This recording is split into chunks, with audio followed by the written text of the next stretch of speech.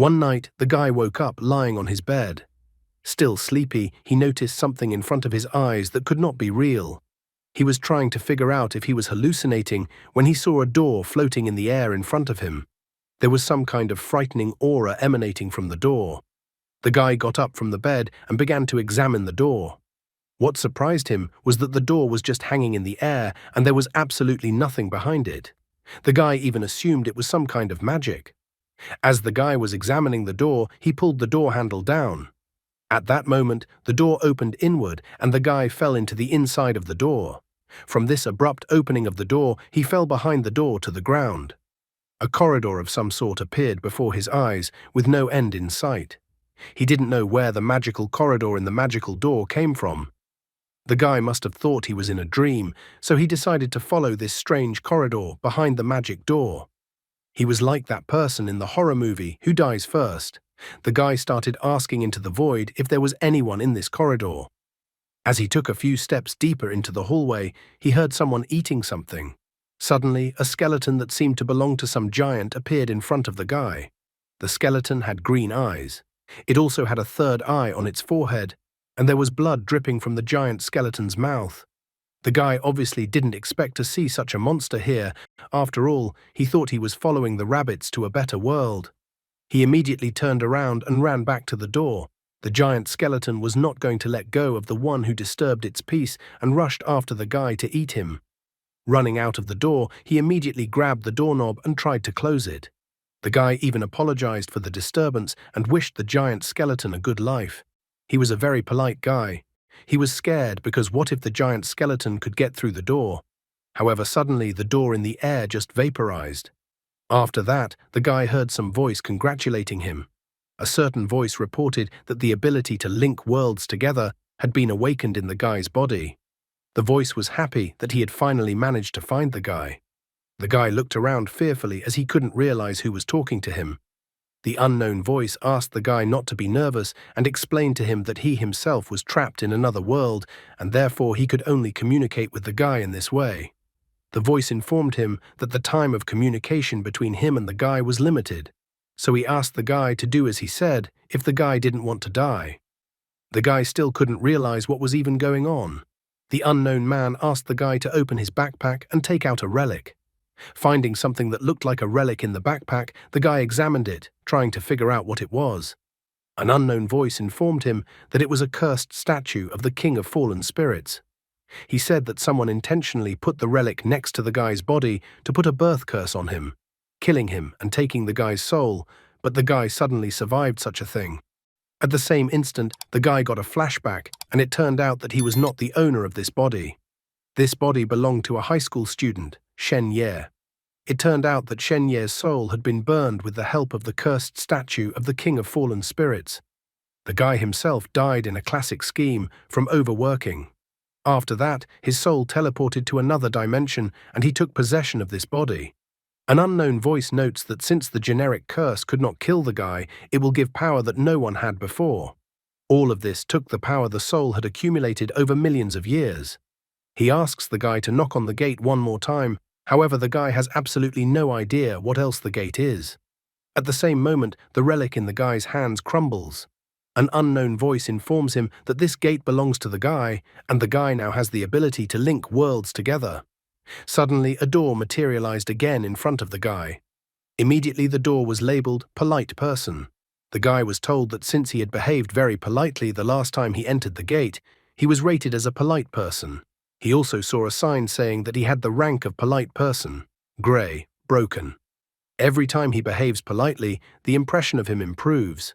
The guy is even surprised to read that caption, since it's a passive skill and it's like it's being graded. The unknown voice notes that his power is running out, and so he decides to issue a final recommendation. He advises the guy not to use the relic against his people, because once they realize the guy is still alive, they'll come to kill the guy. He even notes that it's possible the guy will be killed in the next second. The guy asks to wait and wonders who the voice belongs to, as well as why the mysterious voice told him all this. The mysterious voice informs him that it was all done because he needs the guy's help. The world that the guy has fallen into is called the Nightmare World. This world has trapped the one to whom the mysterious voice belongs. It asks that the person become stronger and release it, then it will reward the person. He said something else, but the sound disappeared and the guy didn't hear anything else. The guy had just moved into another body, and he was already probably about to be tried again. He searched through Shen Ye's memories, but he still couldn't find any enemies. Deciding to think about what had happened, he sat quietly on the bed in front of the door. He had no means of self-defense, but he needed to enter the gate to see for himself what was going on. Although he found the idea strange, since there was clearly something scary inside the gate, he decided to give it a try, and if anything went wrong, he would run away. The guy remembered how scary the giant skeleton that was behind the door was. However, he decided to try to communicate with the skeleton, because he would not be able to defeat the skeleton on his own. When he opened the door, he only thought that through communication he could solve almost any issue. Especially, he did not want to get involved in a confrontation with the dead. He even began to think positively, suggesting that perhaps he could get a contract with a giant skeleton and confront the enemies. The guy even naively thought that his new title of polite person would help him in this matter, so he had hope. As soon as he opened the door, he immediately found a giant skeleton behind the door that had no left arm. The guy decided that it was time to start his introduction and politely greeted the giant skeleton. He also informed the skeleton that his name was Shen Ye. The giant skeleton was a little surprised by this behavior from the human. He clearly didn't expect the prey to come to his hands on its own, and he would have food today. Shen Ye apologized for disturbing the giant skeleton and said that he would like to be friends with it. He even remarked that the rank did seem to be working, and the monster hadn't eaten him yet. However, at the same moment, the giant skeleton's giant right hand rushed towards the guy to grab him. Shen Ye managed to dodge at the last moment and miraculously managed to avoid being swatted like an ant, as even the floor under the guy's feet cracked. Walking out of the door and back, the guy didn't understand how the giant skeleton had such strength, especially since he was only trying to talk to the skeleton. Shen Ye barely had time to run back into the door and close it at the very last moment before being swatted by the monster, which ended up only breaking the door. From such a powerful blow of the skeleton on the door, the guy was even thrown back on the bed. The new Shen Ye noticed how his foray into another world was too dangerous. He is lucky that when he closes the gate, it disappears. He even complains that the grey ranks are a total nonsense. He'd like to get something more interesting than a polite person. However, the system informed him that you can only get assessment ranks once a day. The guy has already used his attempt earlier, so the system asks the guy to wait until the next day. The guy complains that the system was useless. However, he wasn't going to just sit around and whine. After all, if the giant skeleton continues to stand near the door, he is unlikely to deal with it tomorrow as well. The assassin was going to appear at any moment, so the guy refused to waste precious time. The guy had been a salesman in a previous life, so he decided to remember his skills as a salesman and decided it was time to be persistent. Opening the door, he apologized to the giant skeleton again. At the same moment, he had to close the door, and the giant skeleton only chewed up what was left of the door. At the same moment, the salesman reappears, only from the already new door. He tells the skeleton that the skeleton cannot eat him, as he is traveling in two worlds at once, so he suggests that the skeleton talk to him. However, the giant skeleton again refuses to listen to this nonsense from the pathetic man and smashes the doors with his right hand. To the giant skeleton's surprise, the guy reappears from the new door and asks to listen to him. The giant skeleton got tired of the guy and decided to just leave the guy alone. However, the guy called out to the skeleton and asked him not to leave. "Dormammu, I've come to bargain." The new Shen Ye tells the skeleton that he only now noticed that the skeleton was injured. He made the assumption that when the skeleton eats people, new bones grow at the site of the fracture. Also quickly examining the skeleton, the guy notices that not only is the skeleton's left arm injured, but also its skull, ribs, spine, and so on. The entire body of the giant skeleton was badly damaged. The words spoken by the guy made the giant skeleton stop. Like a seasoned salesman who will sell you anything you weren't even going to buy. The guy points out that he can't let the skeleton eat him. However, by showing a picture on his phone, the guy informs the skeleton that there are many items and things in his world that are good for the giant skeleton's bones and that the skeleton can eat. Pointing to his phone, he talks about calcium pills that greatly strengthen the bones. The new Shen Ye notices that there are many supplements in his world that are much more nutritious than himself. The guy suggests that the skeleton become friends, and then he'll buy the skeleton some of it. Plus, he notes that it will be very beneficial to the skeleton. However, at this point the skeleton turns around and some magic starts to form in his hand. The guy noticed that he failed this time and needed to come up with a new plan. However, at that moment a gigantic-sized contract materialized in front of the guy. The system immediately notified the guy that the contracting process had begun. He was glad that his plan had finally worked. The signatory of the contract was listed as the progenitor of dark bones, the king of ghouls, the defeated lord of the underworld Mikteti Kahiwa. The whole description of his new friend was unbelievable. Still, the guy wondered why there was an ellipsis after the name. His former fervor and surprise vanished when he read that the defeated lord of the underworld, Mikteti Kahiwa, was the combat warehouse officer of the 5th Command of the Army of Darkness. After all, he had realized that the giant skeleton was just a small fry doing clerical work. The contents of the contract stated an equal exchange. In it, the skeleton reported that 7,000 years ago, humans relied on it. With the talent to create culture, art, science, and technology, the eternal clock of fate struck 12 times that even the gods paid attention to the situation at that time. Skeleton hoped the man could help restore his powers. He had never signed a contract with anyone, Coma the gods, so the skeleton asks that the human understand the value of this contract as best as possible. The contract also stated that if the parties were not satisfied, they could cancel the contract at any time. The contract also stated that by leaving his signature in the box of the guy's name, the contract would be considered a done deal. Using his finger, the guy wrote Shen Ye's name on the contract. The contract immediately stated that Shen Ye was a person who had defeated the curse of the fallen evil spirits, the guardian of the realm of dreams and reality, and the only spatial gatekeeper of the two worlds. She was even surprised that it was all written about him. After Guy's signature, the contract was officially made between him and the skeleton, and their futures appeared to be tied together. Shortly thereafter, the parents took the guy home from the hospital. The mother immediately became worried about her son. She noticed that her son had just been discharged from the hospital, and if he felt sick, he should immediately inform her about it. Mom advises her son to get more rest. She bought a tonic for him and advised him to take it on an empty stomach to restore strength in his body. The father brought calcium tablets. Shen Ye thanked his parents for their concern.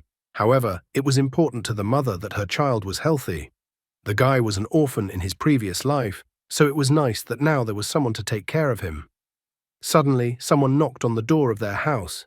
It turned out to be police officers from Dongcheng County Police Station. The officer informed them that they would be handling the case Shen Ye was involved in. The officer reports that there are many incidents like this every year that cannot be predicted and that they do not have a solution to this situation. The officer remarks that luckily the guy was able to recover. However, the guy is not a little relieved by this strange optimism. He knows better than anyone that the real Shen Ye died after being subjected to an ancestral curse. Shen Ye wonders to the officers why, if someone encounters such a thing, there is nothing to be done but to go along with fate. Suddenly, an officer who was younger than his partner decided to answer this question. This officer had a metal implant in place of his right arm. He reported that he understood the guy's feelings. However, he also mentioned that the hospital will be closed, and soon no one will be allowed to enter this hospital. Therefore, he asks that the guy not to worry, as there will be no new victims. Shen Ye noticed that the officer had 3 stars, which means at that age he was already a sergeant. The guy thanked the officer for telling him such information and noted that he was afraid someone would start questioning him about everything all the time. Shen Ye seems to be a fan of Doraemon. The officer remarks that the guy is just a high school student, so it doesn't seem to him that the guy might have enemies.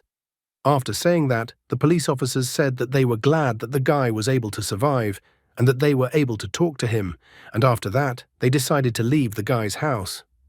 Shen Ye immediately noticed that it seems the king of fallen spirits is very dangerous, as not only the police but also the government can't do anything about it, so they are afraid when such cases happen.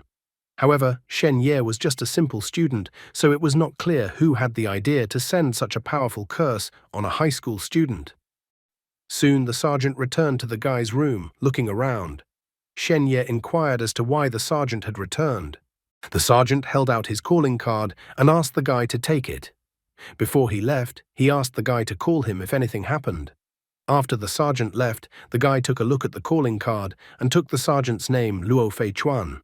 The sergeant's behavior made the guy think that there still seemed to be some good officers left in the police force. However, the new Shen Ye didn't know if he could trust the sergeant or if he could help him.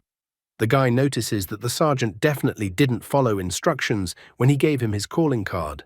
He even wonders what the sergeant can do about such matters that the police department and even the government can't solve.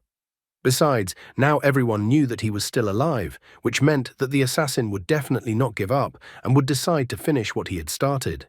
Despite all the kindness shown by his father and mother, Shen Ye could not be sure that they were not involved in this matter. Therefore, in order to avoid getting killed, he needed to become stronger as soon as possible. With these thoughts, he once again summoned the door to the other world. This time he opened the door with a smile and summoned the giant skeleton. Soon, a giant skeleton appeared above his head, hanging from the ceiling. Shen Ye held out a bag to the skeleton and informed it that he had brought the promised calcium. The giant skeleton extended a finger of his right hand, which was unexpected for the guy as he didn't understand what he should do. He even wondered if the giant skeleton just wanted to take the pills. At the same moment, green energy formed in the skeleton's hands and a parchment emerged from it. A green crystal began to materialize from the parchment. The parchment indicated that the other party was waiting for gifts from the guy. In exchange for calcium from the guy, the giant skeleton will give up a precious relic of an ancient warrior. Low-tier nightmare crystal, an item created by the High Elves, former enemies of the mainland. Low-tier nightmare crystal can instill in the user certain knowledge, skills, intelligence, and so on.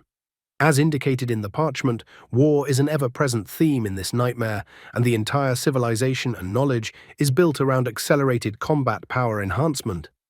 Shen Ye took the crystal in his right hand, admiringly looked at it. In front of him was a crystal that could be used to acquire knowledge and skills. Suddenly, the crystal in the guy's hand cracked and shattered into many debris. The system immediately reported that the guy had learned a technique: Moonlit Deer Walk. Moonlit Deer Walk, the basic technique of the elves. The undead clan and the elves fight all year round. So to fight the undead, the elves created this technique. This technique allowed them to perfect their bodies. The guy seemed to be energized by the vitality that came from acquiring a new technique. He was glad that he could receive such a reward. He felt that he was becoming stronger. After that, it was the guy's turn to give away the calcium he had brought. The entire contents of the bag rushed towards the giant skeleton. After that, the skeleton hid in the dark and began to examine the contents of the gifts brought by the man. Shen Ye didn't understand why the giant skeleton did something like this. After all, they had signed a contract. He didn't wait for the giant skeleton to eat all the calcium and hurriedly studied the technique he received first. In addition, he heard that it looked like his parents had returned home. The system reported that the first Moonlit Deer Walk technique required 3 agility points. After that, the system started doing a physical fitness assessment on the guy. It seems luck was not on the guy's side, as the system reported that his agility was 2 points and he lacked 1 agility point. Shen Ye doesn't understand how he can get another agility point. At the same moment, he heard what he had feared all along. A stranger arrived at his room and noticed that the guy was still alive. As soon as Shen Ye turned around, hearing the stranger's voice, he noticed the stranger outside the window hanging from the ceiling. Since the curse didn't kill the guy, the stranger decided to finish the job himself. Without giving the guy time to think, the assassin with a blade in his hand rushed towards the guy. Shen Ye, with renewed vigor, managed to dodge the assassin's blade at the last second, much to the attacker's surprise. Although the assassin noted that the guy was moving perfectly, he wasn't going to let his victim go so easily.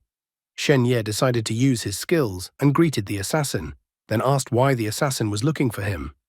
However, just like with the giant skeleton, the polite person's skill showed itself to be just disgusting and didn't work. In fact, the assassin nearly finished the guy off, practically driving a blade into the guy's head. The system reminds Shen Ye that the crystal gives him knowledge, skills and equipment that have their own levels from low to high. Grey is broken, white is normal, green is excellent, blue is exceptional, and purple is 1 in a million. The higher the level, the stronger the effect. The guy, on the other hand, had the weakest of the skills, the grey broken. Only now did Shen Ye realize that he had an inferior skill, and so it was no wonder that this skill was performing so poorly. The assassin was sick of the guy dodging the blade all the time, so he decided to use a gun since the guy wouldn't be able to dodge a bullet.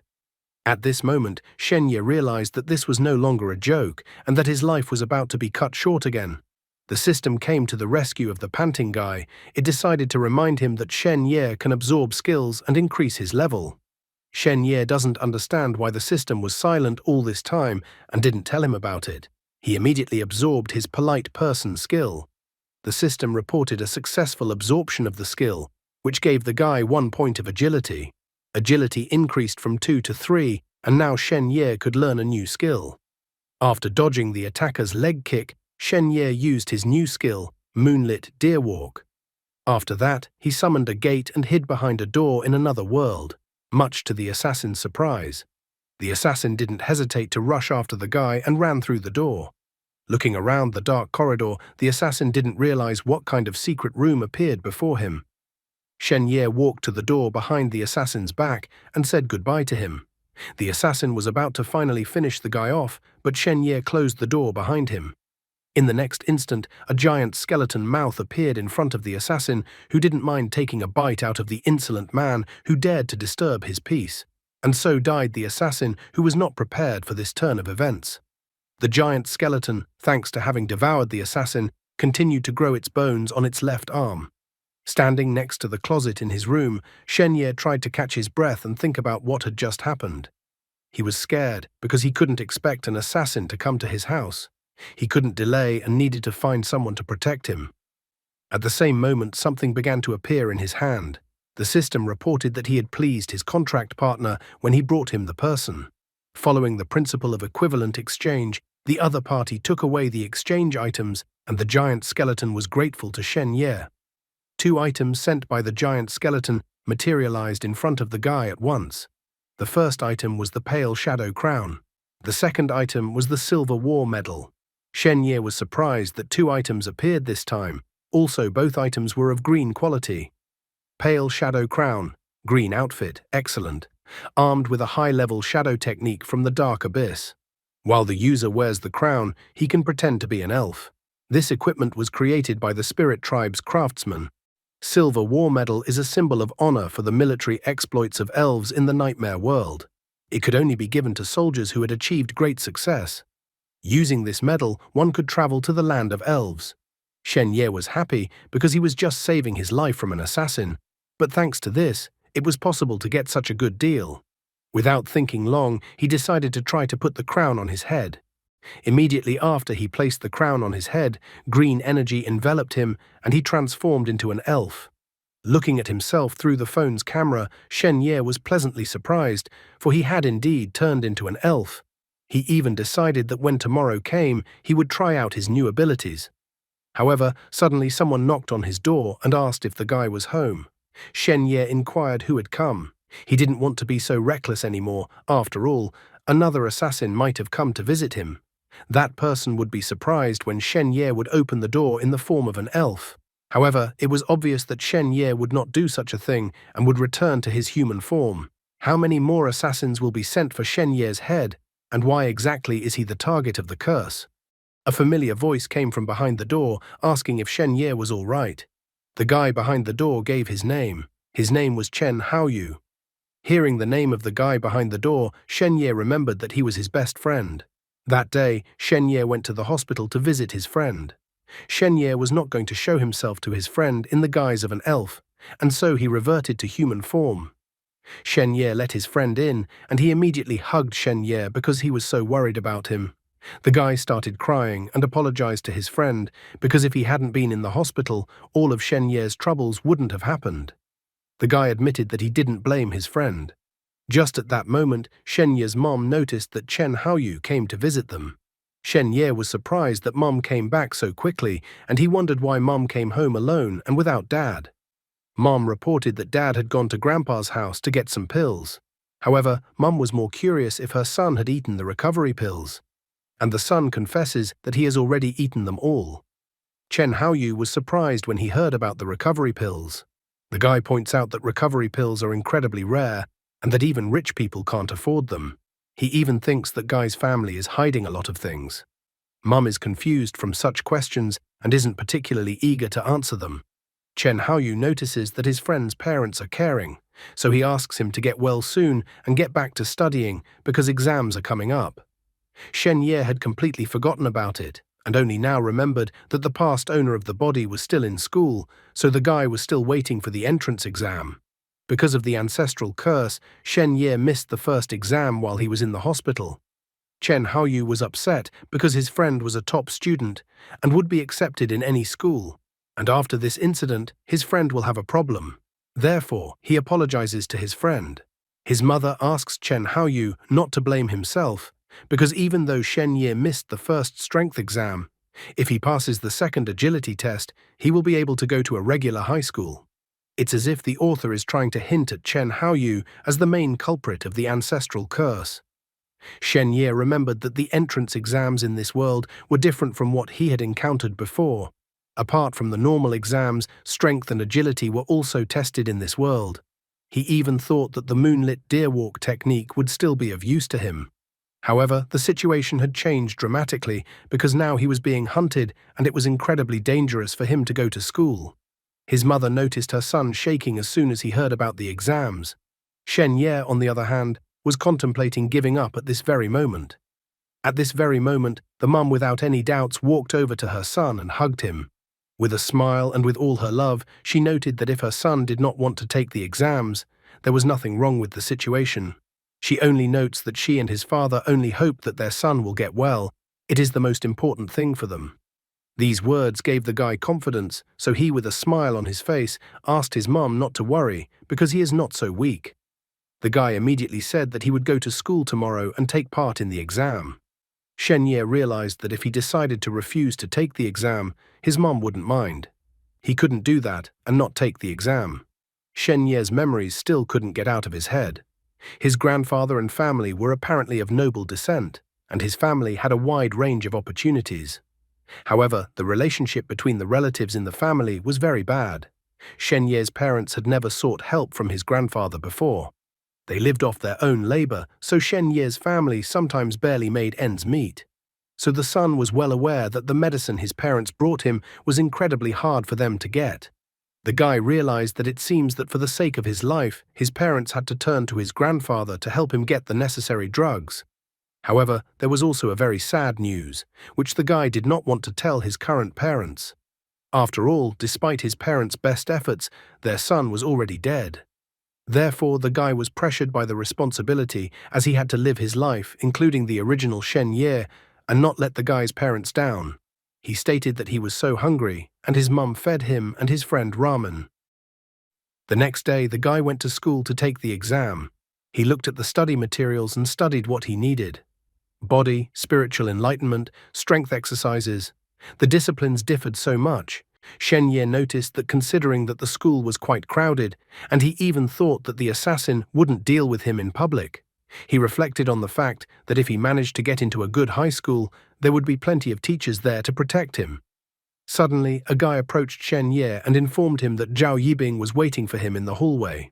The guy remembered that Zhao Yibing was Shen Ye's best friend. Walking out into the hallway, he greeted the girl. The girl immediately tells him that she heard that the guy wants to take the exam. She notes that she did well in the first exam, and she is also confident in the rest, so she will definitely get into a better school. Smiling, the guy happily congratulated the girl on her success. However, Zhao Yibing arrogantly asks the guy not to approach her anymore. The other students in the hallway watched the events with interest. Someone even noticed that the girl had rejected Shen Ye. Zhao Yibing arrogantly remarks that she and the guy have different levels and let everyone go their separate ways, so she wants to end their friendship. The guy is surprised by this turn of events since he only missed one exam. The girl did not stop there and noticed that she has already deleted the guy from her contacts in her phone. Shen Ye didn't let the girl just wipe her feet on him like that. He notices that he remembered that all these years a girl came to his class to find him, but he never took the initiative to find a girl. The guy notes that he never wanted to be friends with a girl. Shen Ye notes that he is about to take an exam and that he also hopes that the girl will do what she said and not bother him. One of the students in the crowd remarks that this is true and that Zhao Yibing always followed Shen Ye around when he was considered the best student in the school. Another student is also surprised by the fact that Shen Ye has only missed one exam and the girl wants to embarrass him in front of the whole school. Zhao Yibing heard Shen Ye and the other students' words and blushed as she was burning with shame. However, the girl's friend stood up for her and recalls how Zhao Yibing gave so many gifts to the guy and doesn't understand how the guy can say such words about Zhao Yibing. The girl cried and turned to the guy, noticing that she thought they had been friends all along. However, Shen Ye did not fall for this ploy. He realized that everyone is good at pretending to be pathetic, but no one should underestimate the gold medal-winning top salesman. The guy notices that he accepted Zhao Yibing's gifts, but not her. All the onlookers were in awe of this magnificent scene that the two top students in front of them had put up. Someone even remarked that dark magic is only eradicated by equally dark magic. Shen Ye lastly remarks that he shouldn't have tried to tie him down with gifts. He had nothing else to say to the girl. He even agreed to return the gifts to the girl if she asked for it. However, the guy made it clear to the girl that he wasn't going to be friends with her. The girl was shocked at what she saw. The girl's friend was furious with the words and the middle finger shown. She even called the guy an idiot. The mood of the crowd changed immediately. The girl's friend called the guy horrible. After all, Zhao Yibing loves him. Someone even pointed out that it didn't matter that the guy had good grades because he was acting too low. The guy was asked to leave, for he broke the girl's heart. Zhao Yibing tried to explain everything to the guy, but her friend discouraged her. The girl didn't want things to turn out this way. She didn't understand how she could explain everything to the others, since so many people had seen it all. Suddenly, a huge guy appeared in front of Shen Ye and blocked Shen Ye's way. The big guy told Shen Ye to stop since Zhao Yibing had not yet spoken to him. Shen Ye immediately recognized the guy, for it was Sun Ming, who was in third place in the school. Shen Ye asked the guy to move out of his way as he was walking to class. Sun Ming happily, and at the same time with anger, notices that he hasn't heard from Shen Ye for days. He brags that his strength has greatly increased and that Shen Ye is no longer first in the class. Therefore, he remarks that if Shen Ye doesn't want to wallow with fractures, he should apologize to the girl immediately. However, despite the convincing arguments from Sun Ming, the guy only exhales tiredly. He remarks that Sun Ming is misguided. After all, it was Zhao Yibing who first came to embarrass him. In the end, he is tired and asks the guy to forget about everything and let him pass. Shen Ye is too tired, so he immediately apologizes and informs him that the girl won. Shen Ye also knows how to play this game, and so he cried and remarked that Zhao Yibing can keep on pestering him and that everything will be as she wants it to be. And after that, the guy ran away. Everyone was just incredibly shocked by what they saw. Someone even said that if Shen Ye cried, then he must be incredibly unhappy. Wait, who are these suspicious-looking characters who sneak into the school disguised as students and think we don't recognize them? Denji and Power, what are you doing here? Do you both think that if you change your eye color, clothes, hair color, and Power hides his horns, we won't recognize you? Zhao Yibing shouted after the guy that she didn't mean it and that she didn't want to force the guy to do anything, and also asked the guy not to listen to Sun Ming. At the same moment, the girl realized that she had said an incredibly stupid thing, and that it was all Sun Ming's fault. However, Sun Ming was not enough with the acting that Shen Ye showed, so he rushed after Shen Ye with his fists. Sun Ming swung his giant fist in an attempt to hit Shen Ye in the back. However, Shen Ye at this moment cleverly dodged and used the momentum of Sun Ming's punch and jumped up. Shen Ye in midair pushed off Sun Ming's back with his foot and landed behind Sun Ming. The disciples were simply shocked. They even doubted that they had even discerned everything correctly. Someone was shocked at how incredible Shen Ye's speed was. They noticed that Sun Ming didn't even realize what had happened. The guy's body was enveloped by the greenish energy of Moonlit Deerwalk's ability. He notices that he had already apologized, so he can't understand what else was wanted from him. However, all quarrels were interrupted by the appearance of the teacher. She was angry that the students had made a mess. The woman said that an exam was about to take place, and so she demanded that everyone go to the sports ground in the schoolyard. In order to avoid being punished by the teacher, all the students started to go to the sports ground as fast as possible. Some of the students felt sorry that they didn't see the punch that Shen Ye showed. Sun Ming also wasn't going to let it go like that and noticed that he wasn't done with Shen Ye yet. At the sports ground, a joyful friend of his ran up to the guy. He commented that testing is very slow and that it will not be their turn for a while yet. He even suggests that his friend go to the comic book store that was near the school. When Shen Ye heard his friend's words, he remembered that he had forgotten to take the note because he was so tired that everything had slipped his mind. He grabbed his stomach and asked his friend to take a seat in line for now because he had a stomachache and wanted to run to the bathroom. After looking around in the hallway, the guy ran into the bathroom. Following him into the bathroom was the mysterious killer. However, opening the bathroom stall, the assassin saw no one, which surprised him a lot, because he saw the guy enter the bathroom. Shen Ye used his ability and then opened the door to another world and hid there. He then used Pale Shadow Crown and took on the guise of an elf. Walking down the corridor, the guy couldn't detect the giant skeleton. Suddenly, he stepped on a weapon that was left from an assassin.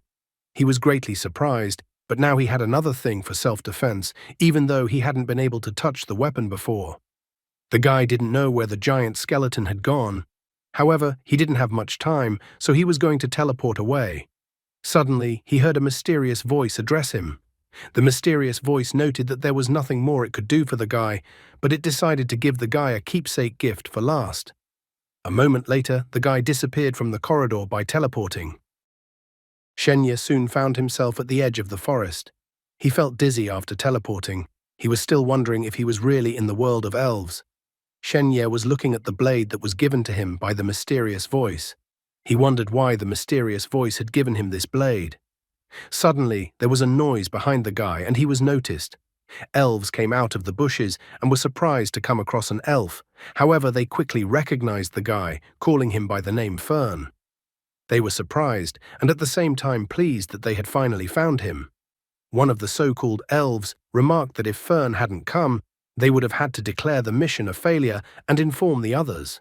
The guy apologized to the others, noticing that he was in trouble. Shen Ye immediately noticed that the three people he was talking to, all three of them, had a pale shadow crown on their heads, so the elves in front of him were not real elves. One of the fake elves notes that they had managed to gain the trust of the elven tribe, so they were now considered heroic soldiers who merely retreated after being injured on the battlefield. He suggested that the rest of the party kill the elven chief and take possession of his treasure. The guy said that he was fully recovered and ready to go on this dangerous mission. As soon as he touched the crown, the others were incredibly frightened and told him not to touch the crown. One of the fake elves called the guy an idiot and told him never to touch the pale shadow crown because if the guy reveals his true identity, they're finished. Shen Ye apologizes to the others and remarks that he just wanted to correct the crown. The guy realized that everyone had a crown and medal, which means they were hiding a lot of things. The new Fern reassures the others, promising that he won't cause any problems. He suddenly realized that it seems that the giant skeleton had previously pretended to be Fern himself, but now that duty had fallen to him. One of the fake elves commanded the others to go to the elf settlement. The other fake elf also asks Fern to hurry up, as they have lost a lot of time because of him. Shen Ye was surprised at how fast his accomplices were moving. He could barely keep up with their speed, and it made him realize that the beings beside him were now quite powerful. After a while, they arrived at the elf settlement. The fake elf with the short haircut pointed out that in order to enter the village, they had to get permission from the village chief. At this stage, there was no risk for them, as they just needed to show the silver war medal and they would be allowed in. Shen Ye was the last to arrive and was glad that he didn't need to run anymore. He wondered what the risks might be. One of the fake elves pointed out that the three of them would cover him and he would kill the village chief. The guy's face was covered with sweat. He wondered if he should kill the village chief. Suddenly, he felt the atmosphere among the fake elves changed a lot, and one of the fake elves asked if Fern was giving up the plan. The guy turned on all his acting skills and showed surprise at what he heard. He licked his blade and declared that his blade missed blood. The atmosphere immediately returned to normal. Shen Ye had time to react quickly and get out of the situation because he immediately realized that if he refused, the others would immediately swat him. However, Shen Yene was a fool and understood perfectly well that ending the life of the village chief on his territory was practically impossible. Still, he realized that the situation was hopeless. Now it was no wonder for the guy why the giant skeleton had sent him on this case. As they approached the gate, the fake elves asked the guards to open the gate. One of the guards demanded that all of the arriving elves show their silver war medal. Only after they had shown their silver war medals were they allowed inside, and their treatment changed from menacing to kind. As Shen Ye walked through the village, he noticed how smiling the villagers were. He also could not hide his admiration for the local girls he passed by. The elf informed the arriving elves to go inside the building to the village chief, as he was aware of their visit. The chief fake elf asked Fern to go inside, and they were going to wait for him outside. The guy realized that he wouldn't be allowed to escape. Shen Ye was a bit disappointed. After all, he had just arrived and already managed to get into the middle of the showdown between the elves and the undead. However, he did not despair and noted that if he could get rid of the village chief, he might be able to gain superpowers. As soon as he stepped inside the building, the door immediately closed behind him. The village chief was standing by the window reading a book. When the village chief heard that a guest had appeared in front of him, he immediately closed the book and greeted the soldier from the front lines. At the same moment, the system reported that the guy's gate was equipped with the ability to make evaluation records, so the guy could look at the information of other beings. Using the system, the guy took a new look at the village chief. There were many titles around village chief: Spirit of 10,000 Forests, Heir to the Throne of the Ancient Tree, Lord of Nature, Great Magician, Protector of the Nightmare World, Fifth World Chief. Shen Ye was surprised to see so many entries. After that, he only glanced at the inscription above his head: Polite Person. Shen Ye immediately realized how naive he was and that there was definitely nothing he could do against the village chief. He realized that the three people who remained outside were much stronger than him, but even they didn't have the courage to face such an incredible creature.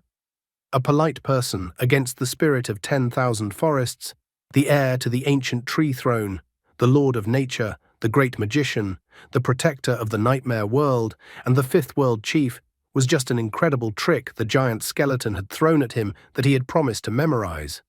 How Shen Ye will manage to get out of this situation, and whether he will make it to his exam in time, or whether time flows differently in this world than in the one he lives in now.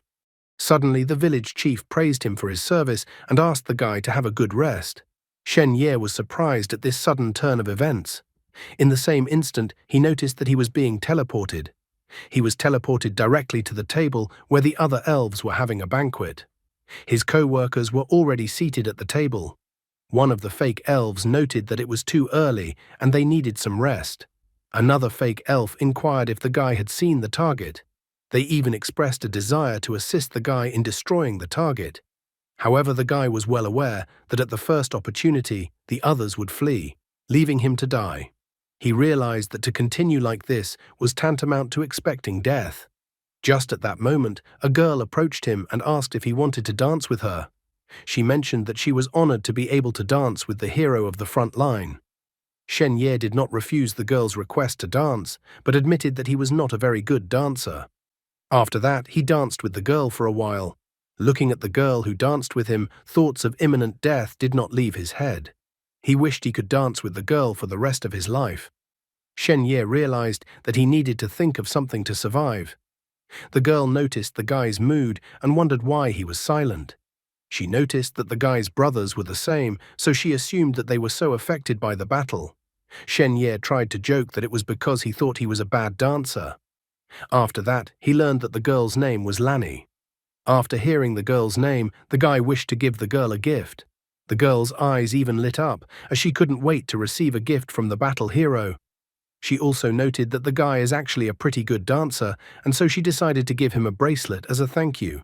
If the guy disappointed her, however, he would have to give the bracelet back to her in the future. Finally, a simple but ingenious plan matured in the guy's mind.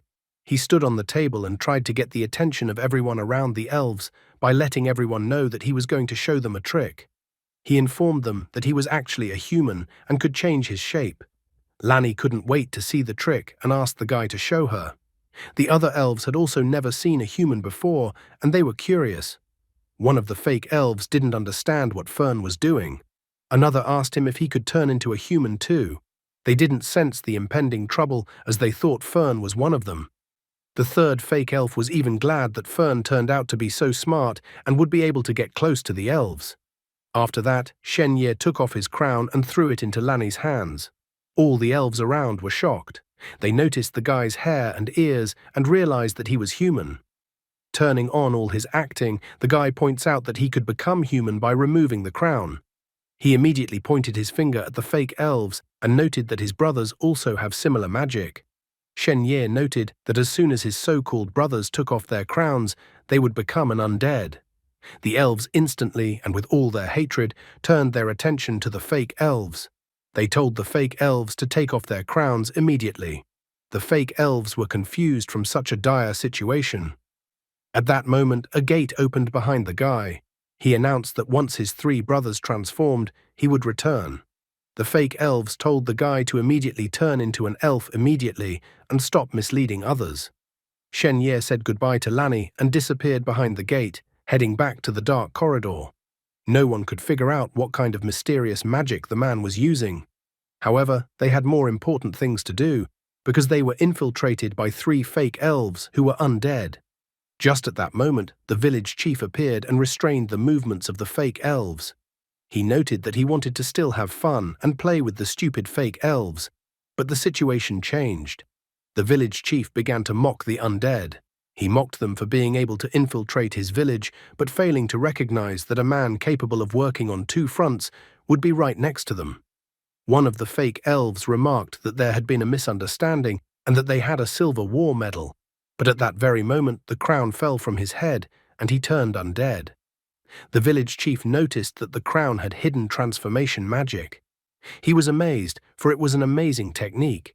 He was disappointed that the undead spies were able to infiltrate the village so easily. With the help of these items, they almost learned all the weaknesses of the elves. Turning to the place where the guy used to be, the village chief noticed that he was indebted to the guy after this deed. The other elves also turned around to look at the place where the guy used to be. Being in a familiar corridor, sitting on the floor, Shen Ye was surprised that the gate could adapt to the environment. The situation was risky, but he needed to memorize such an interesting feature of the gate. Seeing the giant skeleton, the guy walked up to it and started complaining about the difficult situation he was in because of it. The giant skeleton was surprised that the guy was still alive. Shen Ye immediately pointed out that the giant skeleton could talk after all. He began to accuse the giant skeleton of giving him the pale shadow crown on purpose. The giant skeleton was surprised that the guy had survived and was eager to know the details. Shen Ye was not going to answer. Then the giant skeleton told the guy to tell him, and he would give him a reward. Shen Ye was still resentful that he almost died because of the giant skeleton. At this moment, the system reported that an offer had come to him, that the other party to the contract was sincere and based on the principle of equivalent exchange, prepared a powerful undead spell for the guy. Shen Ye became furious at this, for he was not going to just sell out, and declared that the giant skeleton would still regret his action. There was no choice, so the giant skeleton admitted that he gave the guy the pale shadow crown because the guy was human. Elves and humans are allies. He realized that if the guy went to that place, he would still have a chance to survive.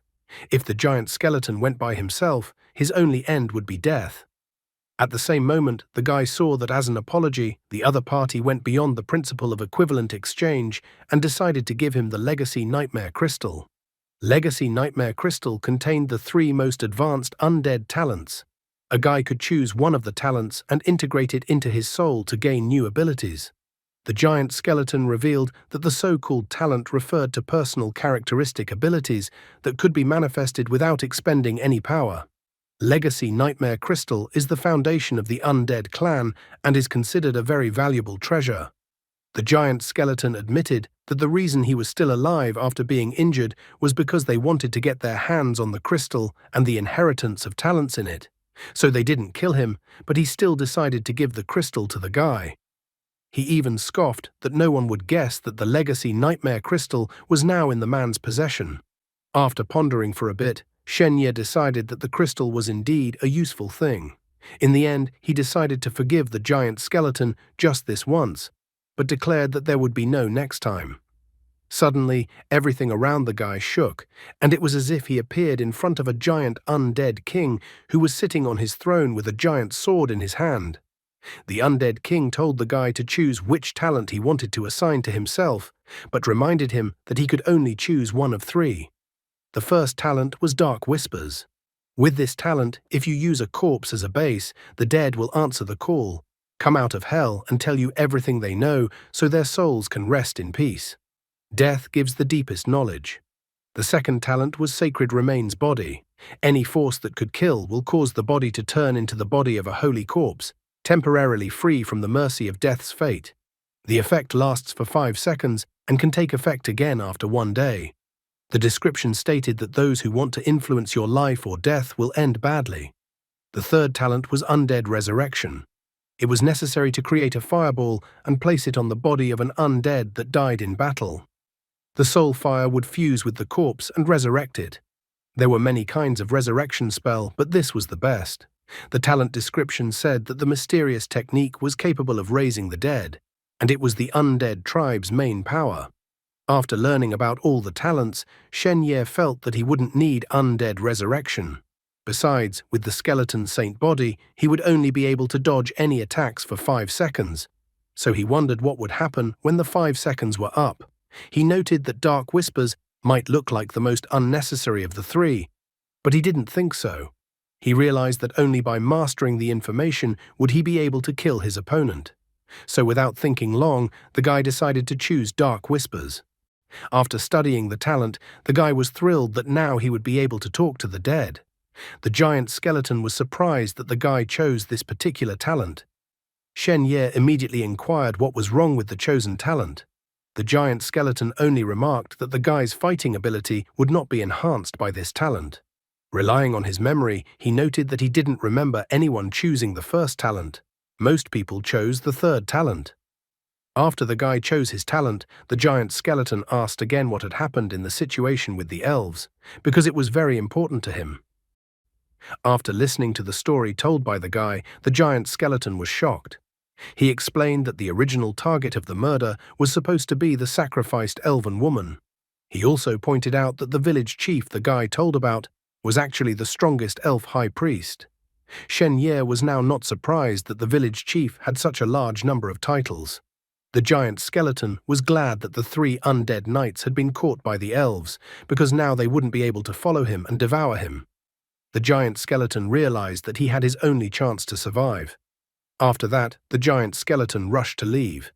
The guy, of course, tried to ask him where he was going, but he didn't hear an answer and didn't stop him. He decided to take care of himself and opened the gate to his world. The guy did not ask the giant skeleton, as he realized that everyone could have their own secrets. Once the guy went back to the restroom through the door, the system reported that as a result of this door opening, the guy was awarded the title of One of Us. The One of Us title was of green quality. According to the One of Us rank, when a guy tells someone that he is one of them, they will indeed be mistaken for their man. After 10 seconds, the enemy will forget what happened. This skill could only be used once a day. The total characteristics of the target could not exceed the characteristics of the guy twice, otherwise the resistance to the effect could begin. The guy was ecstatic, as the rank was now of green quality. In addition to this, the guy also received a bracelet of natural blessing. The guy was surprised that the bracelet that Lanny had given him turned out to be so good. According to the system, the bracelet of natural blessing was of green quality. Wearing the bracelet increased the guy's intelligence scores. Shen Ye was delighted because despite how hard his day had been today, he had received a new technique and a bracelet. Back at the sports field in the school courtyard, the guy watched his friend take the physical skills test. Shen Ye wished his friend good luck. Chen Haoyu was overjoyed and thanked his friend. He even began to boast that he could do anything, and that this exam was nothing. However, because he was distracted, he was hit directly in the head with paint. The teacher immediately pointed out that Chen Haoyu deserved it, since he had been showing off a lot. Nevertheless, he gave Chen Haoyu a score of 71 and told him to be happy that it wasn't a real exam. Shen Ye was called next to take the test. As soon as the test started, Shen Ye dodged the paint with ease. The others were even shocked that the paint didn't keep up with the guy. One of the students noticed that the guy's posture was too relaxed, as if he was skating rather than taking the test. Someone even noted that Shen Ye seemed to have become more agile after being discharged from the hospital. Shen Ye didn't think about anything else. This test wasn't that difficult for him. All he needed to do was to show a few elven techniques, and then he would pass the test. Standing in the shade of a tree, the principal along with some man were watching the test that Shen Ye was taking. The man noticed that Shen Ye looked quite interesting. The principal noted that the guy was first in his class but missed the first exam due to illness, so the principal wanted the man to take a closer look at Shen Ye and give him a chance. The man noticed that Shen Ye had a good physique and that he was quite talented. He noticed that if Shen Ye got the highest score on the mental power test, he would give him a chance. In addition to strength and agility, the entrance exam also required a test for a special quality, mental power. The principal was surprised to hear about the mental power score. He notes that the head of Qian is already overdoing it. The principal was so worried because he remembered that Shen Ye's mental power was quite mediocre. Meanwhile, Shen Ye decided to wait for the final results first before looking at the scores. He thought that the average score was not enough and that he should get the highest score in all the indicators. The teacher even let out a tear as the guy scored the highest in the agility test. The teacher felt sorry that the guy missed the first exam, as it ruined the guy's future. Shen Ye, on the other hand, noticed that he still hadn't given up on taking the exams despite missing the first exam. After that, the teacher decided to take a break for lunch, and he was going to continue the further test in the afternoon. Chen Haoyu immediately ran up to his friend and offered him something to eat. However, Shen Ye advised him to first wash the paint off his face, and he himself was going to go to the library in the meantime. Soon Shen Ye went to class and sat down at the school desk. He was happy to note that math and chemistry were exactly the same as in his original world. But the language and scientific knowledge, as well as historical events and even literary works in this world, were completely different from his original world. The guy complained that his head was hurting because he had the feeling that different memories were fighting in his head. Suddenly, his school desk flew up along with his books to the ceiling from a strong kick from a person. That person turned out to be Sun Ming, who had once again come to pester the guy. Sun Ming reminded the guy that he had said earlier that things couldn't just end. Shen Ye asked the guy if Zhao Yibing had told him to do this. However, Sun Ming was extremely dissatisfied with what he heard, so he told Shen Ye not to even dare to say the girl's name. Sun Ming began to boast that while the guy was away, his strength had already increased to 2 points. He couldn't wait to compare who was better, him thanks to his 2 points of strength, or Shen Ye with his 2 points of agility. Despite his words and arrogant tone, Sun Ming didn't come alone. Shen Ye was bored, so he decided to use the ability of his One of Us title.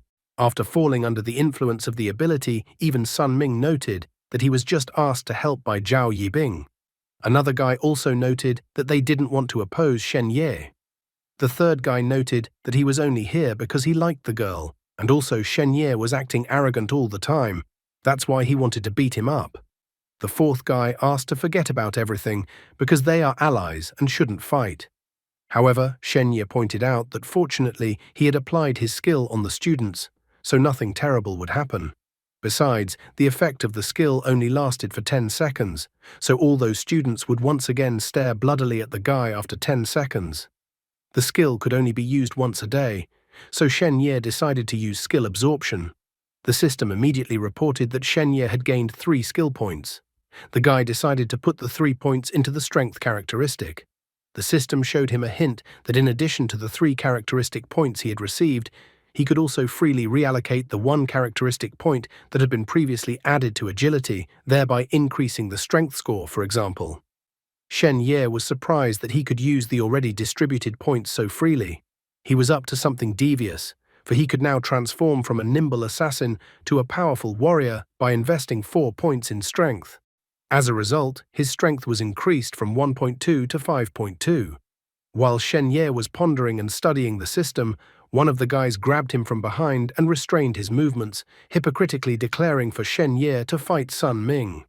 Since when did a simple beating become a battle? Sun Ming was already running towards Shen Ye at full speed, waving his fist. He was already asking the guy how many ribs he was willing to sacrifice. Without making any attempt to break free from Guy grip, Shen Ye received an incredibly powerful punch from Sun Ming. Sun Ming was surprised for a second at what happened next. Then he screamed in pain as he broke all of his fingers as if he had hit a rock. Why are they all so eager to get hurt? Can't they realize that he is the protagonist and that everything goes to him? Zhao Yibing, who knows how to play on people's emotions just by letting a tear fall, started this whole mess. Shen Ye was well aware that an adult who had not undergone any special training possessed a basic strength and agility equal to 1. Therefore, he easily tossed aside the guy who was restraining him. Shen Ye easily sent the guy to rest. Good thing at least, not to the other world.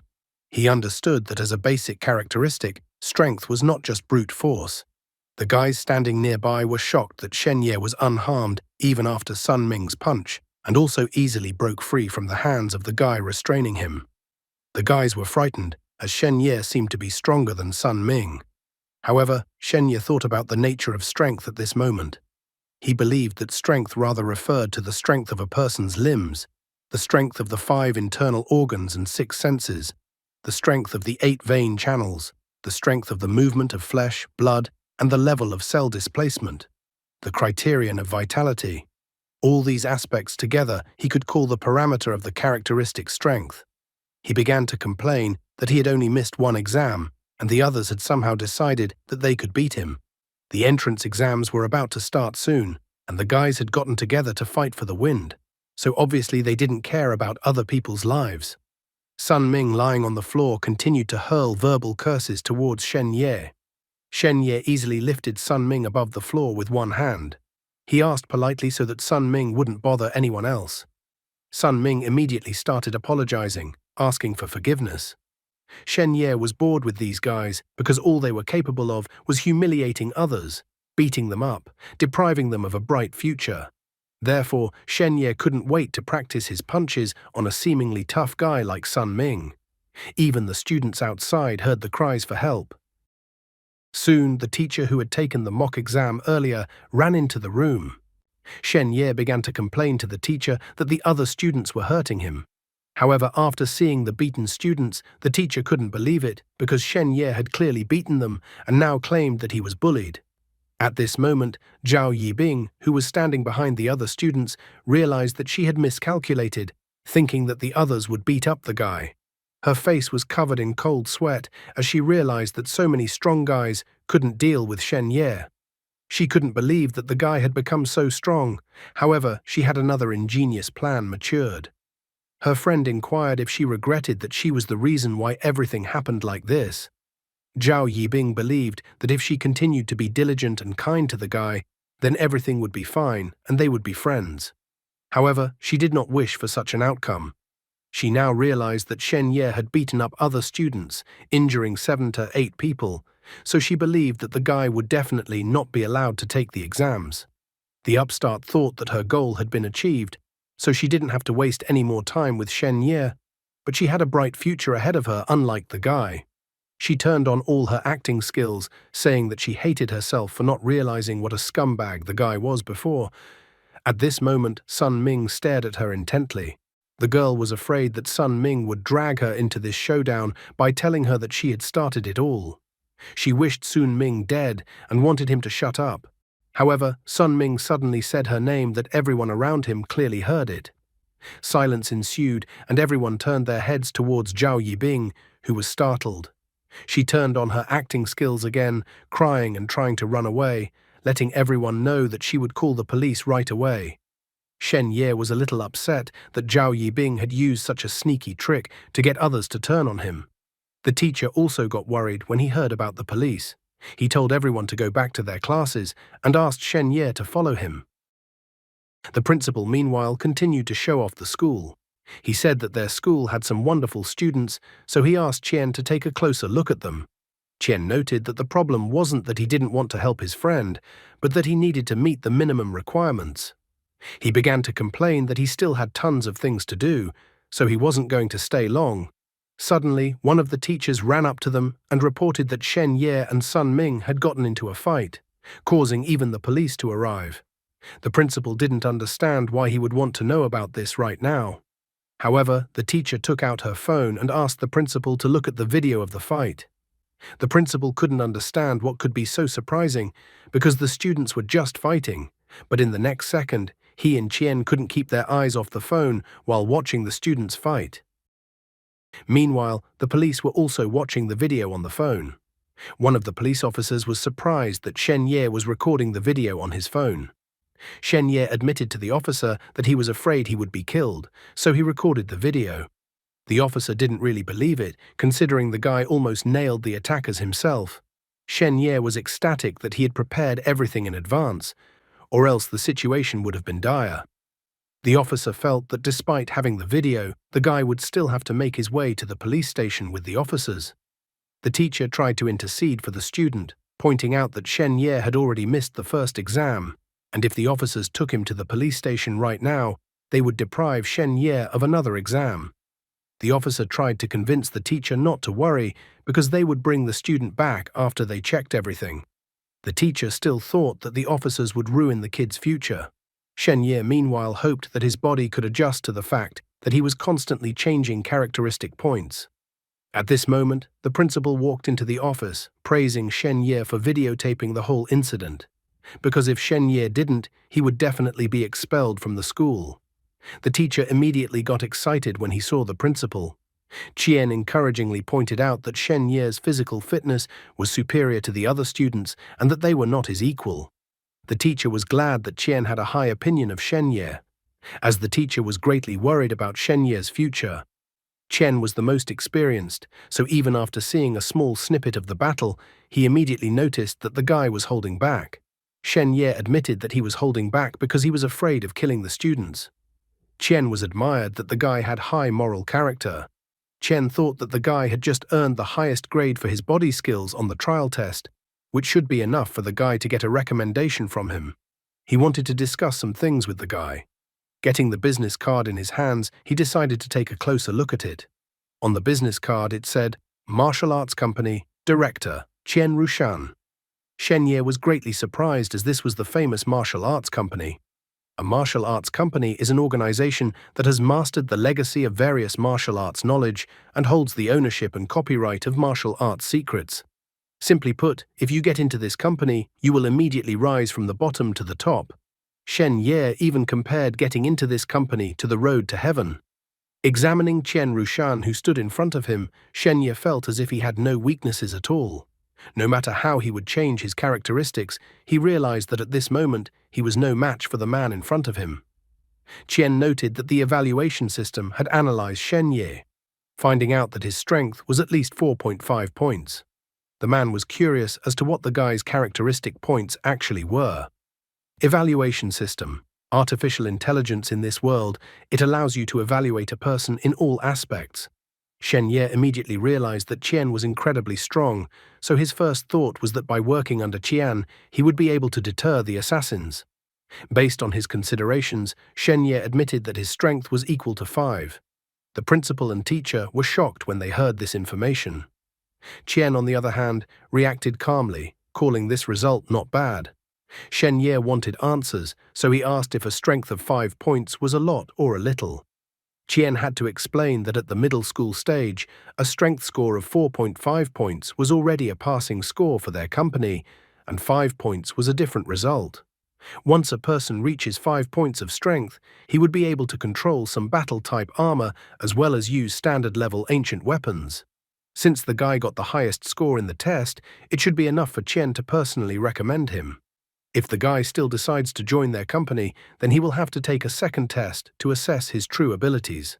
Shen Ye was surprised to hear about another test. Qian explained that normally another test would not be conducted, but he felt that such a talent could not be passed up so easily.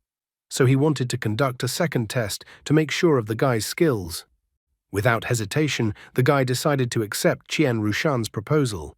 Since he agreed, Qian told him that a person would be coming soon to take care of the organizational processes. Regarding the police investigation, Qian advised the guy to handle the matter calmly. He was willing to retest at any time convenient for the guy. Shen Ye was incredulous at the turn of events, thanking Qian Rushan for everything. Qian was about to leave, but lastly decided to ask how the guy was doing with mental power. He was curious, since the guy's strength and agility stats were already up to his company's standards. Not knowing all the rules of this world, Shen Ye decided that he couldn't be the best at everything. So he decided that 3 points of mental power should be enough for a minimum pass into the company. As soon as he said the number 3, Qian Rushan simply had a stunned expression that opened his mouth. The principal, the police officers, and the teacher were all completely shocked. The principal couldn't believe that Shen Ye had 3 points of mental power. After all, he thought it was mental power that the guy had a problem. Qian Rushan came back again and started to poke at the guy with a frightening aura. He asked if the guy could demonstrate his mental power. Qian noted that with 3 points of mental power, a person could even move objects with his mind. He wondered if the guy could move a chair with mental power alone. Shen Ye realized that it was too late to deny it, especially since he didn't want to be considered a liar. Therefore, he decided to add characteristic points to mental power, and then he was able to move the chair quietly. The police captain announced for the others to leave. The officer was surprised that they would have to return to the police station empty-handed and turn a blind eye to the incident. The young officers still couldn't understand, so the captain tried to explain to them. He reminded them that Shen Ye had strength equal to 5 points, good physique, agility at the same time equal to 4 points, and to top it all off, the guy's mental power was equal to 3 points. The young officers still didn't understand what the captain was implying. The captain had to tell them straight to their foreheads that the guy had a big future ahead of him, which meant that he was out of their league. They just can't do anything with such a talented guy. Therefore, the captain told the other officers that they were leaving. Meanwhile, Shen Ye was already visibly tired, so he admitted that he couldn't hold the chair anymore. Qian Rushan was simply ecstatic after the experiment. Since his appearance in this school, he had yet to show such a gorgeous and radiant smile. He even started singing a song about celestials. The teacher and principal praised Qian for singing well. Shen Ye was embarrassed. He didn't realize whether he needed to, besides he didn't know how. Qian then asked the principal and the teacher to leave the room as he wanted to talk to Shen Ye alone. Once the teacher and principal left the office, Qian asked the guy what was his ideal. Shen Ye decided that this was a good time to act like a sycophant, so he declared that Qian Rushan was his ideal. However, Qian corrected the guy that the question was a little different. He was curious about what the guy desired most. Thinking back to the assassin's constant attempts to massacre him, Shen Ye confessed that he wished he was not a weakling. He wished to be able to defend himself and his family. After hearing the guy's wish, Qian decided that the guy was the closest to his dream right now. In addition, he asked for the guy to hurt him. Shen Ye immediately started hurling various insults in the man's direction, which only amused the man because he wanted the guy to forcefully try to hurt him. Without thinking about the consequences, the guy switched his characteristic points to strength and tried to strike. However, as soon as Qian looked at the guy, he felt as if he couldn't move, as if his movements were restrained. Qian explained that he had applied a type of magic art that could immobilize an attacker, so if a guy learned it, he would be able to defend himself. He even started to ask if the guy wanted to learn this kind of defense method, fueling the guy's interest to join his company. Qian didn't stop there. He took out his weapon and decided to show another trick. As soon as he fired, nothing happened, so the police didn't have to be asked to come back. Qian explained that another kind of magic art from the company's secret archives. This kind of magic art was able to resist various hidden weapon attacks. In addition, the magic art was so powerful that it could resist a sniper rifle. Shen Ye admiringly remarked that martial arts can't be broken. Qian liked this phrase so much that he even wondered where he heard it. And after the guy said that he had come up with it himself, Qian thought that the guy was definitely a genius. Now Qian decided to officially invite the guy to join his hidden dragon plan. Shen Ye couldn't understand what the hidden dragon plan was all about. Qian explained that the Hidden Dragon Plan was a company's project to cultivate supernova stars. According to this plan, Qian decided that they would recommend a guy to the top 3 high schools in the world, although the guy would still have to take an entrance exam. However, this was not an entrance exam, but an exam designed by these 3 schools to test aptitude. Qian pointed out that ordinary people couldn't access the exam because it had long been monopolized by the world clans.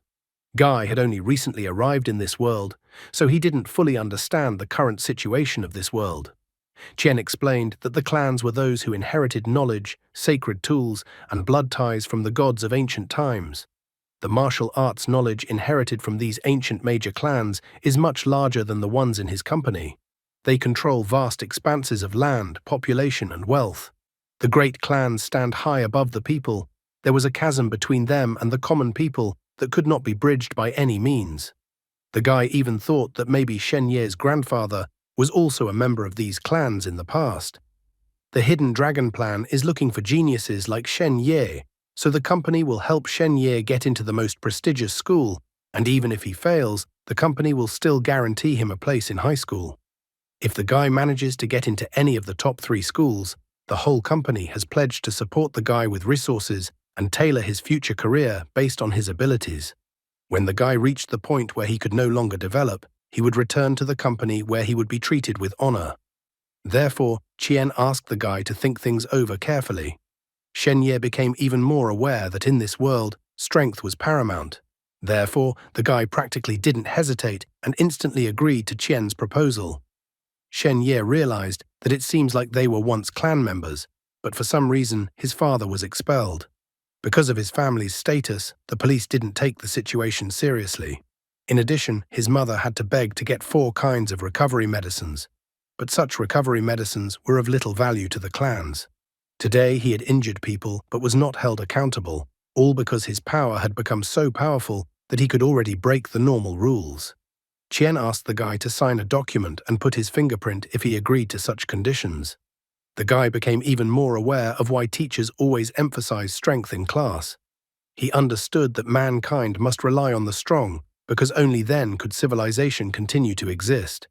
Qian reminded the guy that the guy could start by thinking things over carefully, as surely other organizations would not sit idly by and go in to get the guy into their organization. However, Shen Ye believed that since Qian found him first, he would join their company. Qian did not object, believing that the guy had made the right choice. However, Shen Ye was still a minor, so Qian had to contact the guy's parents to sign the documents. Shen Ye informed that his parents were most likely at home right now. Without wasting time, Qian wanted to go to the guy's parents as soon as possible, so that other organizations wouldn't have time to intercept him.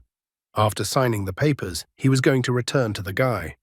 Suddenly, Qian's image began to blur, and with a monstrous speed, as if using the wind, he disappeared. The guy was surprised at how fast Qian moved. The principal and teacher, who had been standing outside the office door all this time, immediately inquired how everything went for the guy. Shen Ye admitted that he had already signed the documents, and Qian Rushan went to talk to his parents about signing the contract. When the principal and teacher heard the happy news, they started dancing. They were happy that now their school would surprise everyone. Suddenly someone called the guy. Even though it was an unfamiliar number, he answered the call. As it turned out, it was Officer Luo Feichuan calling him. He said that he had managed to find out something about the guy's case, so he asked the guy to come to the police station. The guy looks like he'll show up at the police station after all. I wonder how the captain and the officers who recently left the school will react to his appearance, or if they are actually different police stations. Shen Ye soon arrived at the police station where Luo Feichuan called him. Luo Feichuan asked the guy to sit down, and he obediently agreed to do so. Shen Ye anxiously didn't understand why, but as soon as he entered the police station, he experienced an inexplicable feeling. Luo Feichuan showed the guy a picture that some anonymous person had taken. He said that there had been a lot of rumors about the hospital lately, and so a person had given the police this picture. Luo Feichuan immediately cut to the chase, saying that at the time the photo taken that day was taken, the guy was in the hospital, and there was a suspicious man standing on the rooftop at that moment. He wondered if the guy knew the man. Shen Ye took a closer look at the photo of the unknown man, but still couldn't recognize him as he had never seen this man. Luo Feichuan admitted that according to the forensics, the unknown man in the photo seemed to be trying to activate something. Shen Ye's face covered in cold sweat when Luo Feichuan asked him if the guy had anything unusual on him that day. Shen Ye realized that it looked like an unknown person had activated the cursed Demon King statuette. But it was also obvious to him that the police couldn't catch the person in the photo, and the statuette had already turned into ashes, so there were no more leads on the case. Besides, he couldn't reveal the information about the statuette to the police. Therefore, he decided to inform Luo Feichuan that he didn't know anything. He realized that everyone had died from the statuette's curse, and he was the only one who had survived. So if he reported it to the police now, he would only bring trouble on himself. Luo Feichuan was a little surprised that the guy couldn't report anything to him at all, thinking it was all strange. He asked the guy if he had any nausea, loss of consciousness, or memory lapses.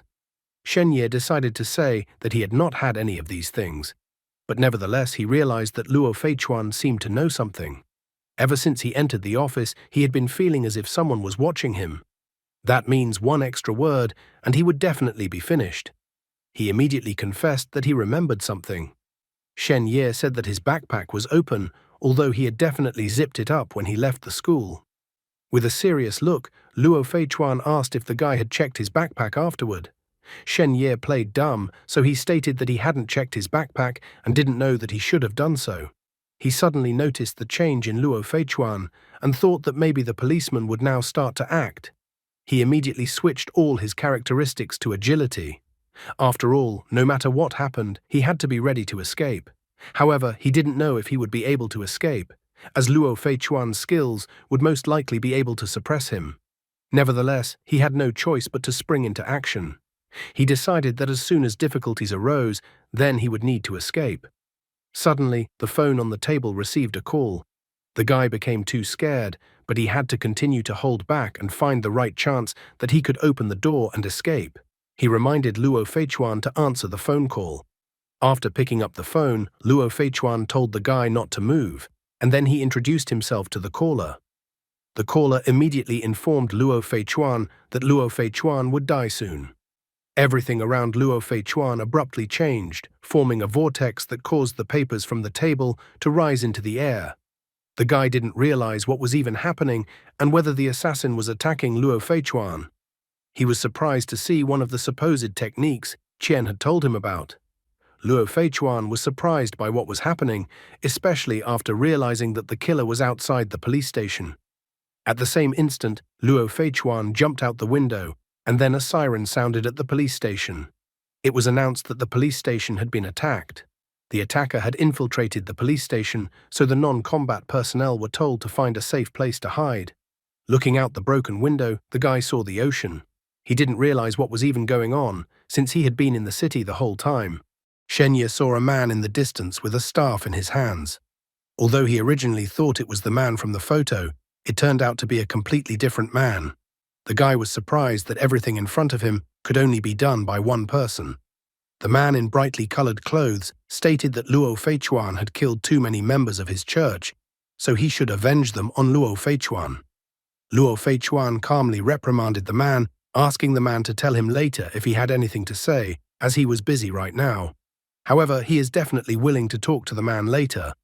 The other policeman ran up to the man, not realizing what was going on. The man was not going to back down, stating that he had nothing to talk to the corpses about, and then used his staff. Suddenly, Shen Ye turned back, and the red sky and Luo Feichuan and the man with the staff disappeared from his sight. He realized that it looked like Luo Feichuan had stayed with that man on the sea. Suddenly, a feeling of hopelessness came over him again. At first, he didn't understand what was going on, but he made the assumption pretty quickly that there was a ghost in the room. He told the person or ghost in the room to appear before him. After saying that, he immediately activated the necromancer's talent, Dark Whispers. According to this talent, the soul must return to the body to answer all of the necromancer's questions. If the answer is not answered, then the soul will not rest. Shen Ye started looking around, wondering if there was a corpse in Sergeant Luo Feichuan's office. Suddenly, he heard someone thanking him. He haphazardly started looking around, wondering who was calling him. Suddenly, he heard a voice from locker. The voice sounded familiar to him. The man reported that he didn't expect to be able to go back into his body and talk to the guy. Suddenly, he realized who had been talking to him all this time. The man thought it was obvious that Shen Ye was from the hunters, but Shen Ye was mistakenly killed and was branded as prey. He even felt sorry for the guy. Opening the locker door, he found Sergeant Luo Feichuan, who was tied up and had long since died. The guy frightenedly asked Luo Feichuan how everything happened. Luo Feichuan confessed to the guy that he was killed by the man with glasses in the photo. The sergeant explained that an assassin had appeared in front of him, and he himself was a power specialist. Each had their own advantages. He needs powerful equipment to display his strength, while the assassin only needs to display agility to kill Luo Feichuan without training. In the end, Luo Feichuan passed away, and the killer took on his appearance to lure the guy to the police station. He didn't know what the killer's purpose was. The only thing the sergeant knew was that the killer was looking for some kind of answer. Shen Ye realized more and more that the legendary being, the Demon King, had never been defeated. So Shen Ye decided that the assassin wanted to know how Shen Ye managed to survive. Luckily for him, the killer's plan was foiled as the police station was attacked by some madman. Shen Ye noted that the killer took on the guise of a sergeant to do his deeds on the sergeant's behalf. In addition, the assassin uses special techniques to pick up dead bodies. The sergeant didn't understand what technique he was talking about. Shen Ye tried to explain to him that everything around the area had changed and that it was all water, like an ocean. But suddenly everything had returned, although Luo Feichuan's corpse was gone and that assailant was also gone. Luo Feichuan grinned, noticing that the hunter posing as prey didn't know that he was causing trouble for himself. What the guy described to him was not a technique at all, but an anomaly. Shen Ye didn't understand what kind of anomaly had occurred. Luo Feichuan explained that there were situations where another world suddenly came into contact with their world, surrounding, consuming, or taking away living beings in a certain area. This was called an anomaly. And what the guy had described to him earlier was even more dangerous and was called a calamities. The guy was incredibly frightened, immediately trying to find out about the calamity. Luo Feichuan told him again that a powerful being from another world using various techniques had suddenly appeared in the main world, and if such a thing happened, everyone would be in a real hell. He even asked the guy if he knew about Jiangnan City. Shen Ye heard that according to one legend, there was an earthquake in Jiangnan City. This earthquake leveled the entire city to the ground. The sergeant said that the earthquake was only an explanation for ordinary people, but it was actually a case of calamity. The entire city, which had over 3 million people, died in an instant. Shen Ye considered the calamity to be incredibly terrible. Luo Feichuan noted that they didn't have much time left and needed to hurry. He thought that the anomaly was just a temporary phenomenon that had a time limit, so maybe the killer would return soon. The guy realized that he was still in danger. Luo Feichuan told him to go to the armory on the 3rd floor to enter the password on the silver wall. He even asked the guy to get a pen and paper from the desk drawer and then write down the password. To the guy's surprise, the password for the armory was incredibly long. Luo Feichuan also informed that outside the armory, there was a special pen to use to write down the password on the wall. He told the guy to hurry up because then he would be protected. He even more insistently told the guy to hurry up, as it was the only way to protect the guy. After that, the system reported that Luo Feichuan's soul had reported everything to him, so the soul left the body. The Sergeant Luo Feichuan was a true police officer who, even after his death, still continued to care about the citizens of his country and took care to protect a guy who was in mortal danger, confused and didn't know what to do. Looking at Luo Feichuan's lifeless body, the guy began to realize more and more why it was no wonder the other police officers didn't want to investigate Shen Ye and others like him. Even as a police officer, they could be killed because of this investigation. After all, if one also had no strength, would an ordinary person want to become cannon fodder? Picking up the sergeant's cap from the floor, the guy contemplated revealing the identity of the killer, but realized pretty quickly that there was no point. He then put the police cap back on the sergeant's head. He realized that perhaps the killer had people in the police force, and with that kind of power, they could easily take his life. All he could do was to follow Sergeant Luo Feichuan's instructions and go to the 3rd floor to get protection. After that, he squeezed the password sheet in his hands and closed the locker door. Shen Ye was well aware that at this moment he would not be able to take revenge on the assassin for killing Sergeant Luo Feichuan, but in the future he vowed to exact his revenge. Banging his head on the locker door, Shen Ye vowed that he would let Sergeant Luo Feichuan rest in peace in the future. Clutching the password sheet in his hands, the guy was incredibly angry at himself and the situation he was in. Suddenly, he heard a knock on the door, and then he was informed that there was an anomaly and that everyone had to go downstairs for testing. The guy thought too long about what he should do, that the anomaly was over pretty quickly already, and he still had no time to go up to the third floor and write down the password to get protection, thus saving his life, and the killer has already arrived on his soul, and he definitely won't stop there as the guy is still alive. However, for the killer, there are many variables and unknowns in Shen Ye's case for him to be able to get rid of the guy so easily. The next moment, the captain and other police officers entered the room. The captain asked Shen Ye to come out since everyone had to be checked after what happened. He ordered the others to go downstairs while he dealt with Sergeant Luo and Shen Ye. The others complied with the captain's order and left him alone. The captain admitted that he understood that the guy was afraid, but in fact Sergeant Luo Feichuan was actually taken away by some inhuman force, so the guy was safe now. Besides, the captain promised to personally take care of the guy's safety. Suddenly, the captain felt that Luo Feichuan's corpse was not in the same position as before. He immediately inquired if the guy had done it. The captain started moving around the entire room with inhuman speed, but soon landing on the table, he realized that after searching, he found no one, which meant the guy had escaped. The captain began to reprimand the original assassin since he had killed such a large number of people but screwed up with some guy. He even called the first killer a brat because he didn't expect the killer to be such a weakling. He immediately came up with another plan, telling all the squads over the radio that he suspected Shen Ye was directly related to the recent incident. He told all the squads to immediately send out notices that as soon as they saw Shen Ye, they were obligated to immediately apprehend him. At that moment, he heard an alert that the Central Intelligence System had completed its work and everyone was being asked to gather in the lobby and be tested. As soon as the captain left the room, a door with a red light appeared in the room.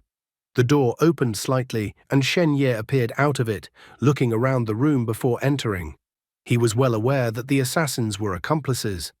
The guy realized that he could stay in the nightmare world forever and be safe there, but then he would lose the chance to punish the killers. Climbing out of the window to the outside of the wall, he began to climb the pipe to the third floor because he needed to tell everything.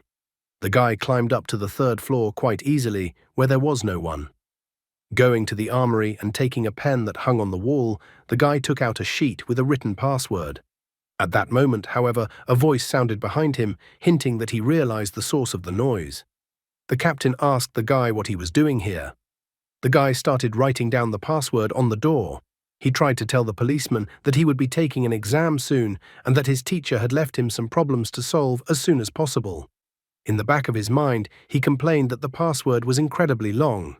The captain realized all at once that the guy had walked up to an emergency device that connected the central government of the world. He was surprised that the guy had the necessary password. The man reacted instantly and threw a knife at the guy. He still couldn't figure out where the guy got the password from, but he couldn't be allowed to have the guy write the entire password on the door in the first place. Suddenly, however, a metal door appeared behind the guy and a knife slammed into it, leaving a dent in the door. The captain was surprised to realize that this was most likely the guy's ability. As he continued to write the password on the door, the guy felt the pressure behind him. He was glad the gate was responsive to the changing environment, because if things were different and there was a standard gate, he would have died by now. The captain ran to the metal door and sent the metal door towards the guy with a powerful kick of his foot. But at that moment, the guy told the door to disappear, so it dissolved behind his back without ever touching him. Then the pitiful assassin once again lunged at the guy himself. However, when he had already reached the guy, he suddenly crashed at full speed into the metal door that appeared as if from nowhere. The captain, badly injured, howled in pain and started complaining about some snot calling for stupid doors. While he was trying to regain consciousness and get up again to finish the guy off, the guy finally finished writing the password. Suddenly, the guy heard the system announce that the password verification had been successfully passed. The system recognized that it was the world government's most powerful artificial intelligence, Kunlun. Therefore, the system started the verification and a full scan of the police station began. In just a moment, the artificial intelligence detected Luo Feichuan's body. The artificial intelligence also quickly confirmed the fake identity of Captain Wang Shuimu of the Major Crimes Group. At the same instant, a siren sounded at the police station, and the artificial intelligence reported that high-ranking experts were on their way. The artificial intelligence said that the regional head of Qian Rushan Company was immediately summoned, and that given the severity of the current situation, then it was decided to kill the enemy immediately. The guy was surprised that Qian Rushan personally would come. The artificial intelligence said that in 30 seconds, the assassin impersonating Wang Shuimu would be executed on the spot. After that, the artificial intelligence started a countdown. However, the murderer wasn't going to let the guy go so easily. He was sure that after 30 seconds, nothing would happen and he wouldn't be killed so easily. At the same instant, Shen Ye created a new gate in front of him. But at this moment, the assassin grabbed his left hand and was already preparing to strike the guy with his left hand. However, at this moment, the assassin was blown to pieces as Qian Rushan was much faster than the artificial intelligence predicted, and only a piece of his right arm was left of the assassin's body, which he used to grab onto the guy's left arm. Qian Rushan pathetically declared that in their business, speed is the most important weapon. Suddenly, the artificial intelligence laughed, as it had actually deceived the assassin about the 30 seconds. It even called the assassin an idiot. Qian Rushan asked the guy to share his impressions. Shen Ye thought what had just happened was incredibly cool, but he did not forget to thank Qian Rushan for saving his life. A short time later, they arrived at the National Security Bureau. Putting his feet on the table, Qian Rushan promised that he would handle the rest himself, but the guy should first confess who gave him the password. Shen Ye revealed that even before his death, Luo Feichuan had given him the password. Shen Ye then told how Luo Feichuan confessed to him that he was being chased and if anything happened, Shen Ye should immediately use the password. After listening to the guy, Qian came to the conclusion that it seems Luo Feichuan knew that he was being targeted by the Church of Silence and assassins. The guy was curious to know what the Church of Silence was. Qian did not hide the information and explained that the Church of Silence was an organization to which the people who had previously caused the anomaly belonged. They are madmen who have only made trouble on their own head. Shen Ye admitted with sadness in his voice that he felt very sorry for Sergeant Luo Feichuan. Qian Rushan also felt sorry for Luo Feichuan. Although he had only recently met the sergeant, he felt that the sergeant was in favor of justice. Unfortunately, Qian realized that it was because of his good heart that Luo Feichuan had brought trouble upon himself. He looked at the guy intently and then informed him that the guy was incredibly lucky because he had almost fallen into the hands of a killer who was impersonating Luo Feichuan. Kunlun established the identity of the assassin who was stalking the guy. The assassin belonged to the League of Assassins, but they were only in charge of executing orders, so they were unlikely to know the customer. Shen Ye pointed out that since the assassin was able to kill Sergeant Luo, the assassin's ability and price must be high, which means it is most likely the customer is a rich man. Qian Rushan praised the guy for being observant. However, he was more interested in why such a person would spare no expense to kill Shen Ye. Nevertheless, they still continued to investigate. Shen Ye was curious about Kunlun, who appeared after he wrote the password on the door. Shen Ye was curious why Sergeant Luo Feichuan didn't ask Kunlun to help him deal with the killer. Qian Rushan started a whole lecture. He explained that Kunlun was the central intelligence system of the world government. An alert for help was sent by Kunlun. Kunlun usually doesn't do such simple things, unless of course you have a password, because only then Kunlun will help. He was about to tell the guy why Luo Feichuan didn't summon Kunlun, but then a girl appeared behind the guy and said that the sergeant didn't know about the weapon problem. She brought a steel prosthesis that belonged to Luo Feichuan and was considered a weapon. The girl explained that there was a virus in the program of the prosthesis, which made it unable to be activated. However, as soon as Luo Feichuan died, the prosthetic limb started working again as if nothing had happened. The girl was well aware that someone who knew the sergeant well had injected the virus into his prosthesis. Kunlun had given them an assignment, so they would continue to investigate. Looking at the prosthesis, the guy finally realized the root of the problem. Luo Feichuan investigated, left his card, and even after his death, he continued to guide the guy. Even when facing the enemy, Luo Feichuan didn't give up despite the malfunction of the weapon. Qian Rushan informed the guy that he was now a member of their company. He immediately decided to teach the guy the first lesson he hoped the guy would learn. Qian Rushan told the guy to always be on guard, as humans can be much scarier than monsters. Shen Ye promised to learn such a valuable lesson, especially when that lesson was written in the blood and sacrifice of Sergeant Luo Feichuan.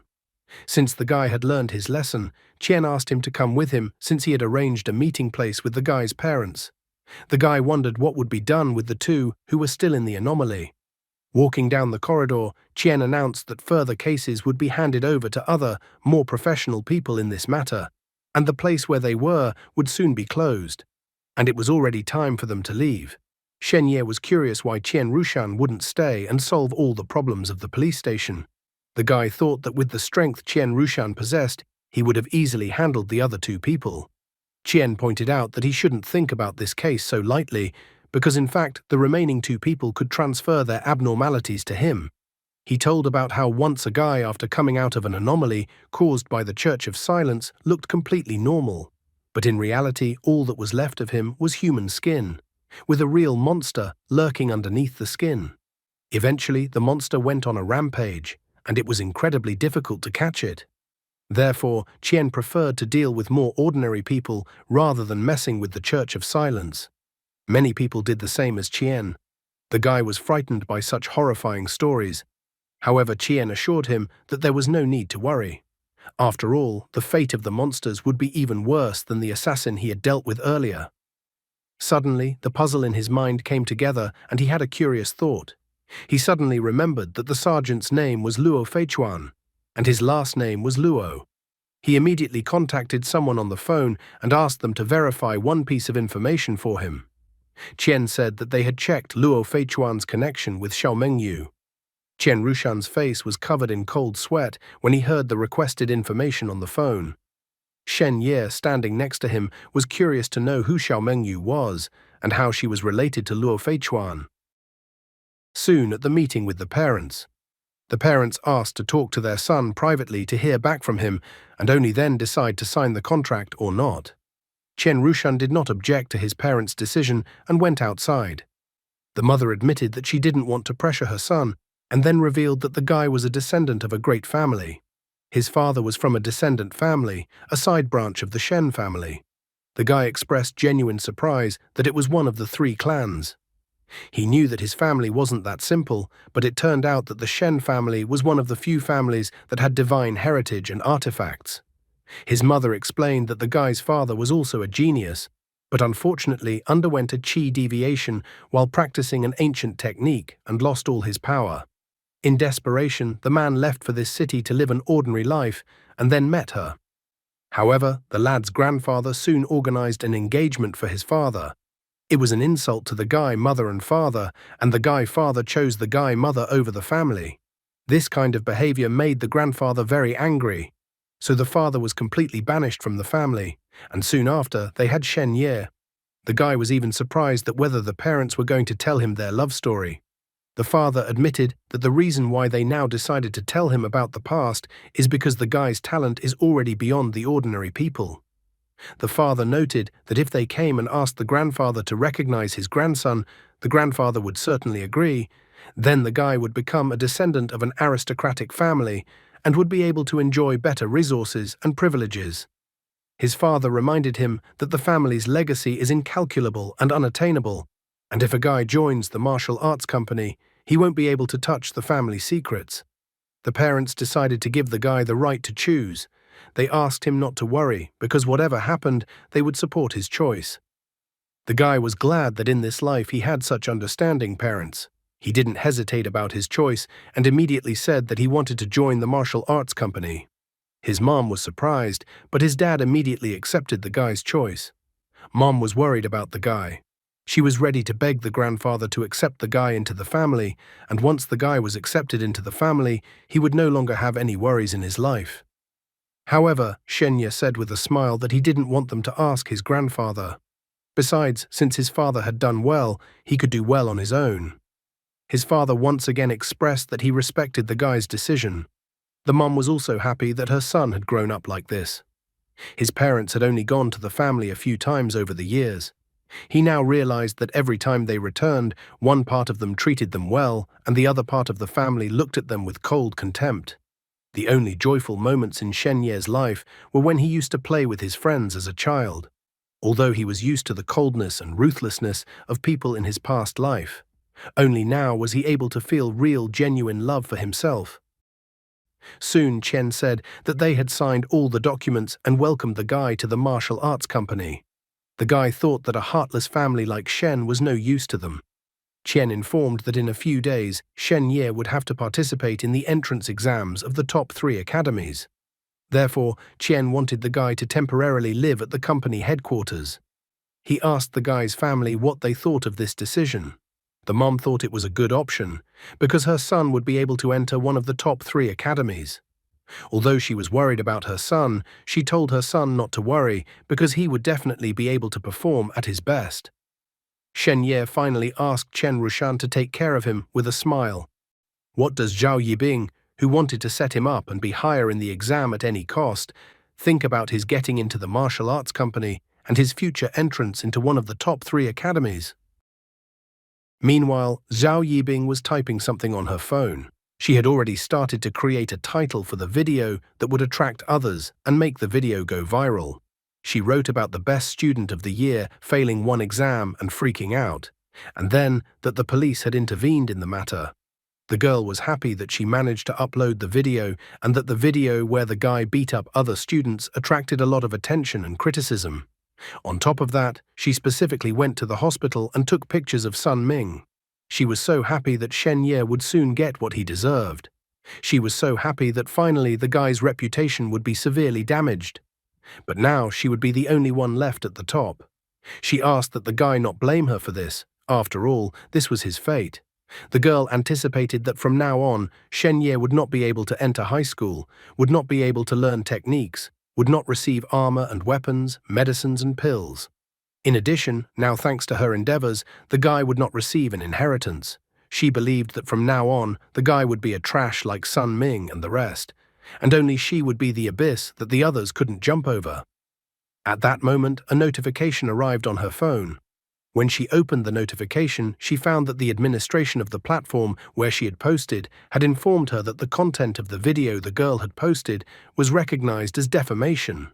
Therefore, the website had already removed her video.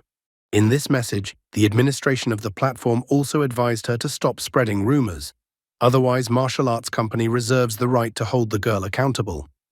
Zhao Yibing was outraged. After all, how could this be slander? She didn't understand because no one had any proof that the guy acted in self-defense. She couldn't believe it.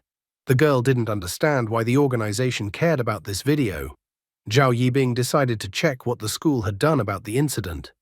However, when she went to the school's website, she found an announcement in which the principal congratulated Shen Ye for signing a contract with the organization early. The website also said that the guy had received invitations from 5 key schools in the province.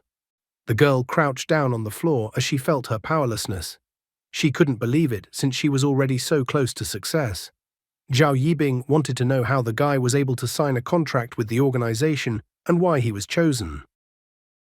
After a while, Shen Ye arrived at the martial arts company, whose building was a high-rise building. Chen Rushan told the guy that the news from the police had arrived and that everything was over. Many people were killed in the battle that took place. Nevertheless, representatives of the authorities gave rewards to those who survived. Shen Ye thought that it was quite a gruesome affair. Qian discovered that even he himself received 5 merits for killing. The guy didn't understand what these merits meant. Then Qian explained to him that merits could be used as currency to exchange for special items, such as battle techniques, materials, and weapons. In addition, the man pointed out that Shen Ye was also supposed to receive a reward for the information, but at that time he had not joined the company yet, so he was left with empty pockets. Hearing this news, the guy was even a little upset. However, at that moment, a message arrived on his phone. The message said that the guy had made an important contribution in this battle, and to encourage young people, the government had adopted a reward method.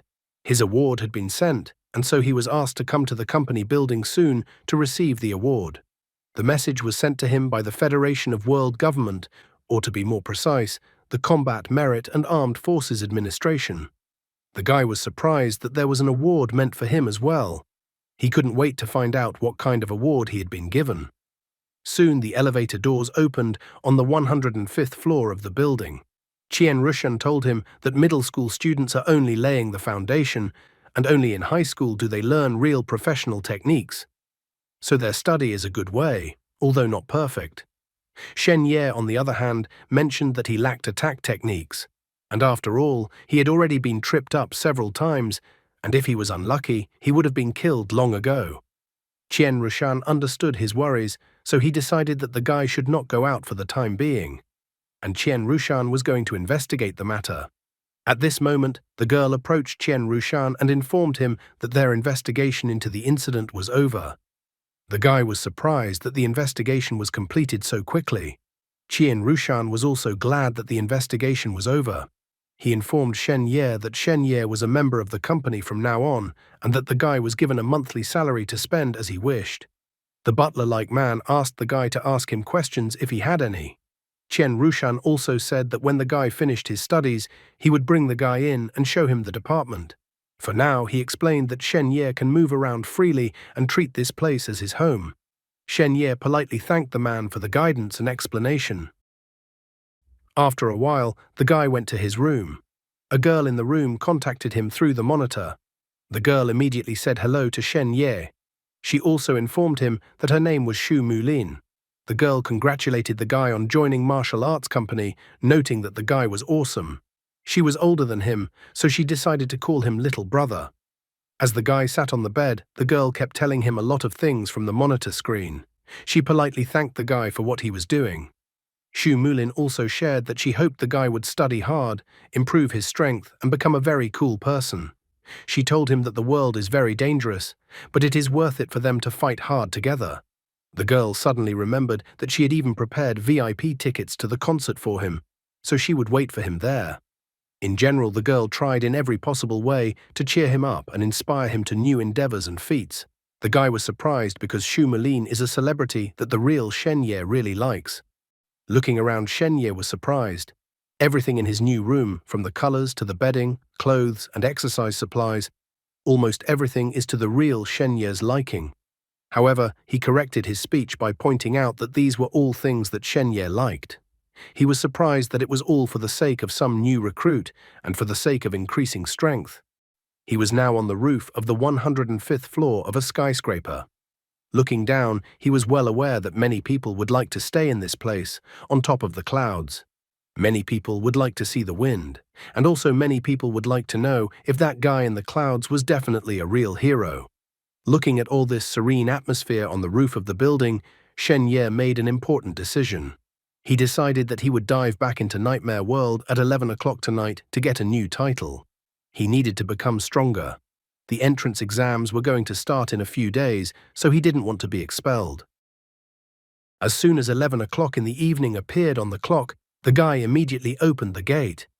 Opening the door, he was shocked, not realizing what had happened to the giant skeleton. The guy stood at the door, realizing that he couldn't just walk in, or else it might affect the terms of the title. The giant skeleton noticed the guy's arrival and immediately recognized him. With his last strength, he asked the guy to help him or else he would die. He tried to find out what happened to the skeleton while standing outside the door and not entering the Nightmare World. In addition, he noted that he was not a healer. Then the giant skeleton clearly indicated that he needed those pills that Shen Ye had given him earlier. The giant skeleton was still holding out hope that the guy still had those pills. However, Shen Ye admitted that he did not have the pills with him. The giant skeleton realized that it was all over for him. There was no way he expected to die in such a place, thinking it was all absurd. In the end, the guy realized that the skeleton was not a bad partner, so he decided to try to save him after all. He asked the skeleton to hold out a little longer while he thought of a way to save him. From his last strength, the skeleton asked the guy to hurry up. And at this moment, Shen Ye closed the door behind him, as well as the last hope of salvation for the giant skeleton. Fern continued to wait, but it had been 2 hours since the guy had left, so he realized he was definitely done for. At that moment, the door in the nightmare world started to appear again. Opening the door, the guy complained that he was incredibly sweaty, and he also extremely disliked that the door was too small and he couldn't enter with his luggage. The skeleton had already even started cursing at the guy. Shen Ye explained to him that in order to save the skeleton, he had to go broke. He bought a huge fish vat filled with grape sugar and calcium gluconate solution and liquid calcium. The guy was extremely unhappy that he had to spend all his money. He thought that if the skeleton could climb up and lie in the vat of its contents, he could regain his strength. The guy wondered if the skeleton had any ideas on how to realize something like that. The skeleton, on the other hand, didn't know what he should do in this situation. However, that wasn't all. The entire corridor in the nightmare world suddenly began to shake and crumble. The guy couldn't understand what was even happening. Fern, on the other hand, understood everything perfectly, complaining that they were about to rush in here. Shen Ye couldn't understand who he was talking about, and then Fern informed him that it was humans and elves. There was a secret passage in the corridor, and outside was a secret graveyard that the humans and elves were attacking right now. The battle wasn't over yet, but the skeleton was incredibly weak right now. The skeleton threw a spatial ring to the guy, asking him to quickly put the ring on his finger, as the skeleton needed to recover as soon as possible. As soon as the guy put the ring on his finger, the skeleton said something and was literally pulled into the ring. At that moment, there was an explosion, but the guy had just about managed to close the door and then told the gate to close. He was shocked, for if he had hesitated just a little more, he might have been hit by the shockwave, and then he would have been killed. Looking at the ring on his hand, he asked if the skeleton was here. Fern answered in the affirmative. He also said that the spatial ring could not store living beings, but he was not a living being but a spirit. Shen Ye had guessed before that the skeleton still had trumps up its sleeves. The skeleton didn't even think of showing him the ring. The skeleton asked as the guy sent a vat of liquid into the spatial ring. He figured that if he could jump in there, he could soak in the liquid. Shen Ye quickly noticed that Fern was actually not an ordinary skeleton. Starting from the elf village, he had already harbored suspicions about Fern's real identity. In addition, he couldn't fully understand who else could have traveled, accompanied by 3 of his own kind to kill the enemy leader. He admitted that although he didn't like to pry into other people's secrets, much less tell them how to live and what to do, Fern should repay him if he had saved him. The skeleton got straight to the point, asking what the guy wanted from him. Shen Ye confidently stated that he wanted to go to his world. Fern was incredibly surprised. He thought that the guy should have already realized how fierce the battle was. It turns out it's as if the guy is looking for his death. Skeleton admitted that he respected the guy's privacy, but the powerful treasures he could give the guy had almost exhausted their power, so his help to the guy was too limited. Shen Ye reminded the skeleton that he was introducing himself as a trophy collector from the battlefield. Enjoying lying in the vat of liquid, the skeleton asked the guy not to ask him any further unnecessary questions about the presence of any items, because he was responsible for looting after the battle and was unlikely to find anything good, and the real treasures are the ones that are taken by the enemy immediately after their owners are killed. Shen Ye remembered that there was a graveyard outside the secret passage, so if he could pretend to be an undead warrior and walk around the battlefield, he might be able to get a new title. So he asked the skeleton if the skeleton had undead warrior items that would allow him to hide his human energy. Fern pondered over the guy's words, and then he started going through his things that were also in the spatial ring, and then a large number of things spilled out of the ring. Looking at these things, the guy was not enthusiastic. He began to complain that the skeleton only had broken copper and iron debris, as if the skeleton was picking up trash. However, the skeleton was against this opinion of the guy. He pointed out that these armor scraps were a harsh reminder of the horrors of war. Therefore, the skeleton asked the guy to dig through this so-called trash, as there might be some things that the guy could use. With great difficulty, the guy managed to find at least some armor. Plus, he found a token that said it was for summoning a skeleton horse. The skeleton quickly noticed that the guy was already emitting undead energy. However, he also prepared a mask for the guy, which could be useful for the guy. Shen Ye did not understand what this mask was for. Then the skeleton explained that this mask would help the guy stabilize the top-level deadly energy. He advised the guy to wear the mask with the rest of his equipment, because only then the other undead wouldn't be able to see him.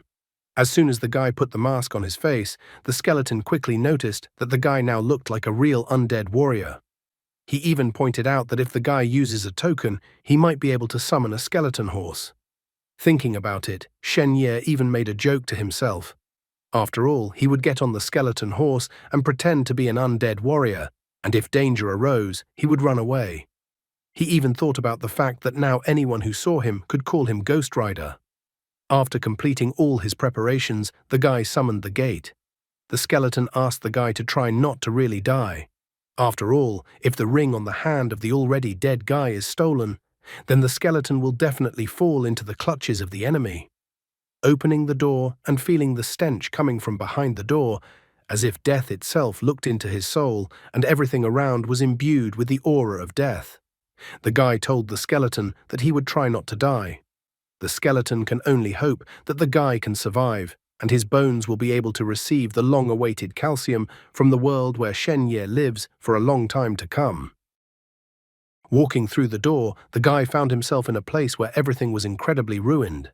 He remembered that he had gotten a sword from the elves last time, so he thought that this sword would come in handy for defense now. The guy found a loophole leading upwards from under the rubble. However, as soon as he climbed through the breach in the rubble, the military spears were pointed in his direction. The guy was surprised, for there were many people in front of him. He didn't expect to see so many people here, as he thought this was an undead camp.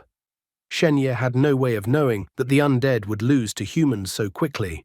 He immediately decided to take off the mask that helped him hide his humanity and shouted that he was also human and that they were on the same side. The guy tried to convince them of this. However, he failed to convince them, and the man with one eye didn't listen to him and immediately tried to chop down the undead that was plotting against them. Shen Ye managed to take out his blade and block the man's attack. The man was amazed as he recognized the blade in the guy's hands and that it was Nightshade. The guy was even surprised to hear the man talk about Nightshade. Nightshade is a special blade belonging to humans. White rank. Feature sharpness. One of the types of short blades for piercing enemies, it was titled Silent Sanctity. Silent Sanctity, only a human scout whose soul has never been tainted by the undead can wield the Nightshade blade. If one wields this blade, one gains a special privilege that makes one gain the favor of those around them. After that, the man extended his hand to Shen Ye to help him up. He stated that only a person with a pure soul could wield the Nightshade, so the man realized that the guy was also human. He told the others to continue exploring the undead remains. The man was the captain. The captain inquired if the guy needed help. The guy was surprised by the hand gesture the man showed him. Such a gesture meant, "I love you," which surprised the guy. He couldn't understand why everyone in this world was so gullible. He noticed, however, that despite the gesture, the captain kept his eyes on the mask in his hands. So he concluded that he might have misinterpreted the captain's gesture and that the gesture actually had some other meaning.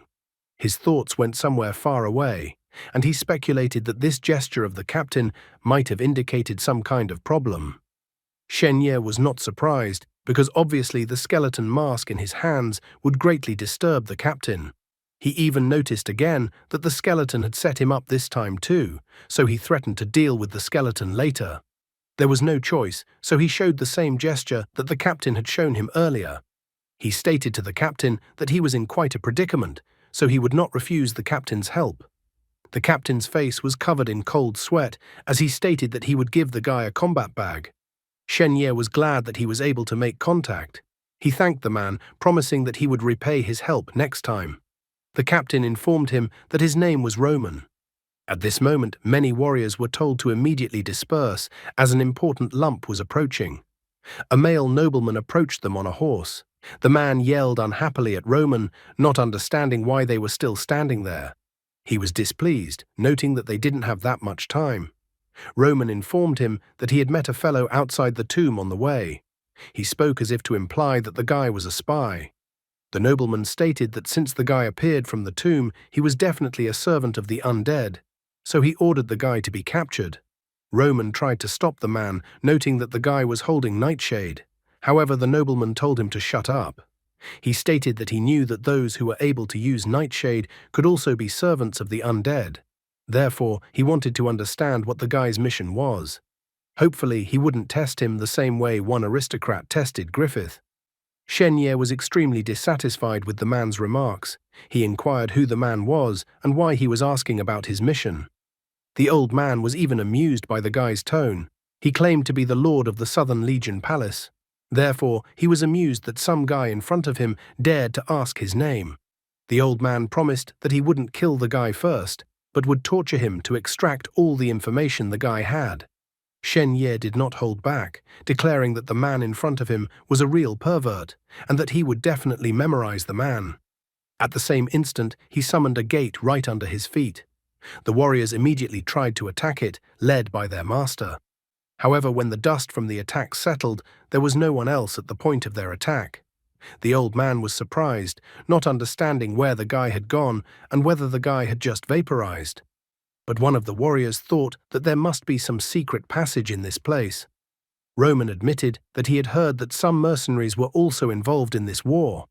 He also heard that these mercenaries are real masters who know how to hide in the shadows and specialize in assassinations.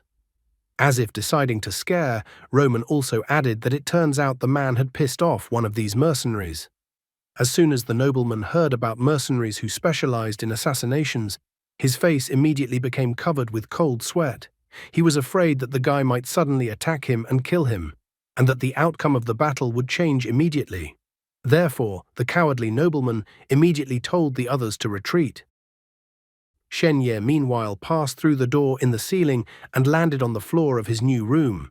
He angrily remarked that he had memorized this perverted old man and that he would not allow any more attacks in his direction. He even praised himself that placing the gate on the ground beforehand had been a good idea, or else he'd be in trouble now. He immediately turned to the skeleton and wondered why it had set him up again. After all, he could have theoretically taken his life a few moments ago, but the skeleton asked him not to blame him because he couldn't have known that people had already reached these lands. The skeleton thought that everything had ended quite well. As soon as the skeleton said this, a notification appeared in front of the guy. The system informed him that the guy had been given a new title. He had been given the title One of Us, Green Quality. The system informed why it had rated him that way. Being human, he was getting a quality rating of at least white. The guy was also capable of making full use of his surroundings and borrowing power from allies, overcoming any difficulties and troubles. However, for some reason, the guy was extremely unhappy that he had only received a green quality title again. The system also reported that this was the second time the guy had received the green quality. According to the guy's current abilities, if he received a green quality title the next time, he would be able to earn a triple ordinary man's grade. Using such a skill would lead to hidden abilities and new paths to pass through. The system clarified that the guy only has one opportunity to obtain a hidden ability, so the guy should proceed with extreme caution. Shen Ye began to ponder over the words of the system. After all, it turns out that if it was the same title quality 3 times, he would get a new skill. It turns out that he needs to obtain the green quality title one more time. But if he fails this test, he will lose the chance to unlock the hidden skill. Looking at the battle bag he received, the guy couldn't figure out how he could obtain the same quality title again. Based on the description, in a critical situation, he would need to borrow strength from the surroundings. Shen Ye began to recall the events that had happened before, trying to analyze the situation. He thought about how he had managed to obtain such a title last time. He remembered that no matter whether it was an elf village or an undead battlefield, he had always been in someone else's territory, and others had always helped him. Now he finally understood the clue to obtaining the title. The guy even scoffed at himself, because doing something like this definitely wouldn't be easy, and it was already like he was walking on a knife's edge. However, he rejected the idea of just continuing to wander, because he would most likely run into the undead. Therefore, he decided to give up on the hidden technique, preferring his life. At that moment, he heard someone ringing his doorbell. After that, he was informed that someone had come to see him. He was informed that a girl who introduced herself as Luo Feichuan's relative had come to see him. The company had confirmed the girl's identity, so now they were asking the guy if he was willing to talk to her. Shen Ye was greatly surprised that Luo Feichuan's relative came to see him. Luo Feichuan had died because of him, as he had saved the guy at the cost of his own life, so the guy's conscience didn't allow him to refuse to meet the officer's relative. After that, he agreed to meet the girl and was told that the meeting would be held on the 50th floor. The guy hoped that he would be able to help the family of the deceased Luo Feichuan in some way. After a while, he went down to the 50th floor, where he found a girl with long hair. The guy politely inquired why she was looking for him. He immediately discovered with his eyes that the girl had earned the title of Great Swordswoman. The girl greeted him, informing him that her name was Xiao Mengyu and that she was Luo Feichuan's younger sister. She also revealed that she had come here to find out something. The guy was still amazed by the girl's title. He had seen so many people, but he had never seen such a title before, neither among the undead nor the elves. The girl was the first person he had ever seen with such a title. The guy remembered that Qian Rushan seemed to have talked about her when talking to someone on the phone. The girl reported with coldness in her voice that her brother had tracked down the assassin who had been stalking the guy, and that when they clashed in a fight, the brother's weapon malfunctioned, leading to his death. She said she had already found the people involved in the breakdown of her brother's weapon, and also that these people turned out to be his co-workers. The girl clarified that their motive was jealousy of her brother's achievements. She then coldly confessed that she had killed all those who had contributed to her brother's death. The guy was amazed at such a lightning-fast reaction of the girl in front of him. Shen Ye remembered that Qian Rushan had said that the traitors would be extremely hard to deal with. The girl had agreed with his words, but still reported that she had eliminated them. The guy was surprised. Did the girl really kill the other two involved as well? The girl admitted that he was thinking right. Shen Ye gradually calmed down, fully realizing that the great swordswoman in front of him. Xiao Mengyu admitted with a note of sadness in her voice that her brother was a man of limited talent, so she hoped that after graduation he would find a good job, then find a wife and become a lineage continuer. Initially, everything went according to her plan because she wanted her brother to be safe. The guy didn't understand what she was talking about at all because he thought Luo Feichuan was a genius. Eventually, however, her brother was dastardly murdered, tied up and hidden in a closet. Xiao Mengyu, as if seeking approval for her actions, wondered why the guy was silent. She thought that if others dared to bully her brother like that, why couldn't she take revenge on them? The guy's face covered with cold sweat as he admitted that he thought that maybe the girl would be arrested for such an act. Now the girl understood the guy's thoughts better.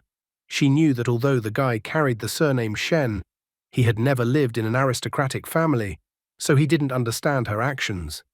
Xiao Mengyu admitted that no matter how ordinary her brother was, he was still a member of an aristocratic family, but he died a miserable death by some assassin. She explained that she had spoken on behalf of the Luo family, wanting justice, so she was well aware that no one would rebuke her or say anything to her. The girl even said that her mother's surname was Xiao, and she took her mother's surname. The guy understandably asked the girl to continue. Xiao Mengyu questioned the assassin, but as it turned out, the assassin didn't even know that he had killed a Luo family member and didn't know who the customer was. Now all the suspects were dead, and the trail ended at this place.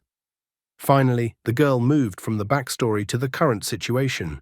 She said that she came to the guy to ask him if he had any clues as to who wanted to kill him. The girl wanted to know the suspects. Any guesses? She even stated that the guy could give her a few names and she would deal with the rest on her own. However, Shen Ye had to disappoint her as he did not have any leads. He thought she had probably had enough revenge for her brother already, but it wasn't enough for the girl. Pulling her sword out of its sheath, she promised that she would find the customer who wanted to kill the guy. They had despicably killed her brother, so she wasn't going to stop there, but was going to eliminate not only the assassins, but also the customers. After that, she swung her sword and revealed the night sky as if cutting through the clouds. The girl said that only after her revenge could her brother rest in peace. Looking up at the sky, the guy was amazed. He couldn't fully understand what she had just done and how she had managed to cut the sky in half. After all, he didn't even see her draw her sword. Xiao Mengyu advised him to think hard, hoping that the guy had just missed some minor details. She reminded him that the guy was from the Shen family, so he could possibly have conflicts with other members of aristocratic families. The girl practically begged not to give up on the guy's investigation, because even if the enemy was strong or his influence was great, the guy could always turn to her for help. With sadness, Shen Ye admitted that his family didn't maintain a bond with the Shen family, so he doesn't have any ties with other clans. However, he admitted that he heard strange sounds in the hospital, so maybe someone was eavesdropping on him. The girl directly lit up, hoping to find some witnesses to what was going on. She was going to get on the case. Turning around and heading for the exit, the girl thanked the guy for any leads. The guy wished her a happy journey. At the same instant, Chen Rushan appeared behind the guy, who looked up at the sky and noted what a terrifying blade the girl possessed. He also said that when the girl arrived, he asked her if she was going to attack the guy. Chen was afraid that the girl might have taken revenge on the guy for Luo Feichuan's death, but he was glad that his fears were not confirmed and everything went well. Chen Rushan shared that Xiao Mengyu was the most outstanding heiress of the Luo family generation, and that even among the great clans, she was an outstanding person. Shen Ye was more interested in her age, so he asked if she was studying or already working. Chen pointed out that the girl was the same age as the guy, and that she was also entering high school this year. The man tried to cheer the guy up. He asked the guy not to worry about what happened, pointing out that kids from powerful families usually have a lot of secrets. They receive special training from an early age, so their strength often surpasses that of their peers. He also added that if Shen Ye had been raised in the Shen family since childhood, he would not be much weaker than Xiao Mengyu. However, the guy wasn't worried about it at all. Trying to cover his mouth with his hand, he yawned. The guy reported that he was actually thrilled because the girl was on his side, and that once he managed to find the customer, the girl would be able to help him. Continuing to yawn, he informed the man that he needed to get some sleep. Chen Rushan let him go, informing him that he would hire some teachers to help him prepare for his exams tomorrow. He was once just an ordinary guy, but now problems are appearing one after another in his new life. As soon as he returned to his room, all his contrived calmness vanished in a flash. He was very impressed by Xiao Mengyu's demonstrated strength. He already knew that the descendants of noble families were strong, but today he could feel the difference between him and the girl who grew up in a noble family. Aristocrats occupied the highest ranks in human civilization, so today's conversation with the girl reinforced his belief that someone from a noble family wanted to kill him. With a slight movement of the hand, they could throw away some money that they could hire assassins from the Assassin's Guild and easily take his life. After thinking about this situation, the guy came to the conclusion that he needed to learn some attack techniques as soon as possible. He realized that not every time great swordswoman would stand up for him, so he needed to do something about the situation he was in. After that, the guy tried to communicate with the skeleton, wondering if he still had any nightmare crystals left that would help him get stronger. In the end, he could only rely on himself. He once again asked the skeleton if he had any skill-enhancing crystals. However, the skeleton informed him that he only had crystals for strengthening undead skills, and they definitely wouldn't suit the guy. This left the guy perplexed, so he wondered where the skeleton then got the moonlit deer walk that the guy had previously used. But as it turned out, it was an accidental discovery by the skeleton. Shen Ye was frustrated, realizing that it looked like he would only learn attacking techniques after entering the academy. He didn't want to wait that long, after all, not to mention his pursuers. He needed to take his exams soon, and with his current level, he could hardly compete with the kids from rich families. Only now he remembered that he never had time to look at the backpack Roman had given him. Inside the backpack, he found dry rations, a first aid kit. He kept looking, expecting to find something interesting. Suddenly, incredibly excited, the guy pulled out a nightmare crystal from the backpack. He instantly used nightmare crystal, hoping that he would come across some good skill. However, a message appeared in front of him that the Shadow Hand Brotherhood had set up an intelligence transfer point where the army was stationed. If the guy sees a tent with 3 daggers standing upright, he can approach and accept the quest. It was also reported that the Shadow Hand was waiting for his message. The guy was extremely disappointed that Nightmare Crystal didn't have the skill. Skeleton, on the other hand, was amused, noting that it looked like Roman had mistaken the guy for a Shadow Hand member. He'd already gotten the title today, so there was simply no other title he could get. even if he returned to Nightmare World. So the guy decided that he had gotten the perfect chance to do some research. Shen Ye tried to find out where the skeleton had found the armor that the guy had previously used. The skeleton told him that he found it near a secret passage, but he didn't remember exactly where. But he wondered why the guy would want to know that. Unfortunately for the guy, the undead land beyond the secret passage had already been taken over by the human army soldiers, and the guy was planning to go to Nightmare World once again. So he wondered if the skeleton had any human equipment. The skeleton didn't refuse him immediately, starting to search for the necessary equipment. Pretty quickly, he found what the guy was asking for. After dressing the guy in his gear, the skeleton informed him that the guy would pretend to be a soldier standing guard over the border. He then pointed out to the lad that the head depicted on the shield was the emblem of the state. The people in the Rhinelands were almost exterminated by the undead, so it was unlikely that anyone would suspect anything if the guy pretended to be a survivor of the state. Shen Ye was also curious about what kind of crystal was in his hand. The skeleton told him that the crystal contained a request for help from Lord Rhine, a symbol of faith, and that the crystal would come in handy for the guy when he went out to the humans. Opening the door to Nightmare World, the guy admitted that he didn't understand at all why the skeleton showed such concern for him.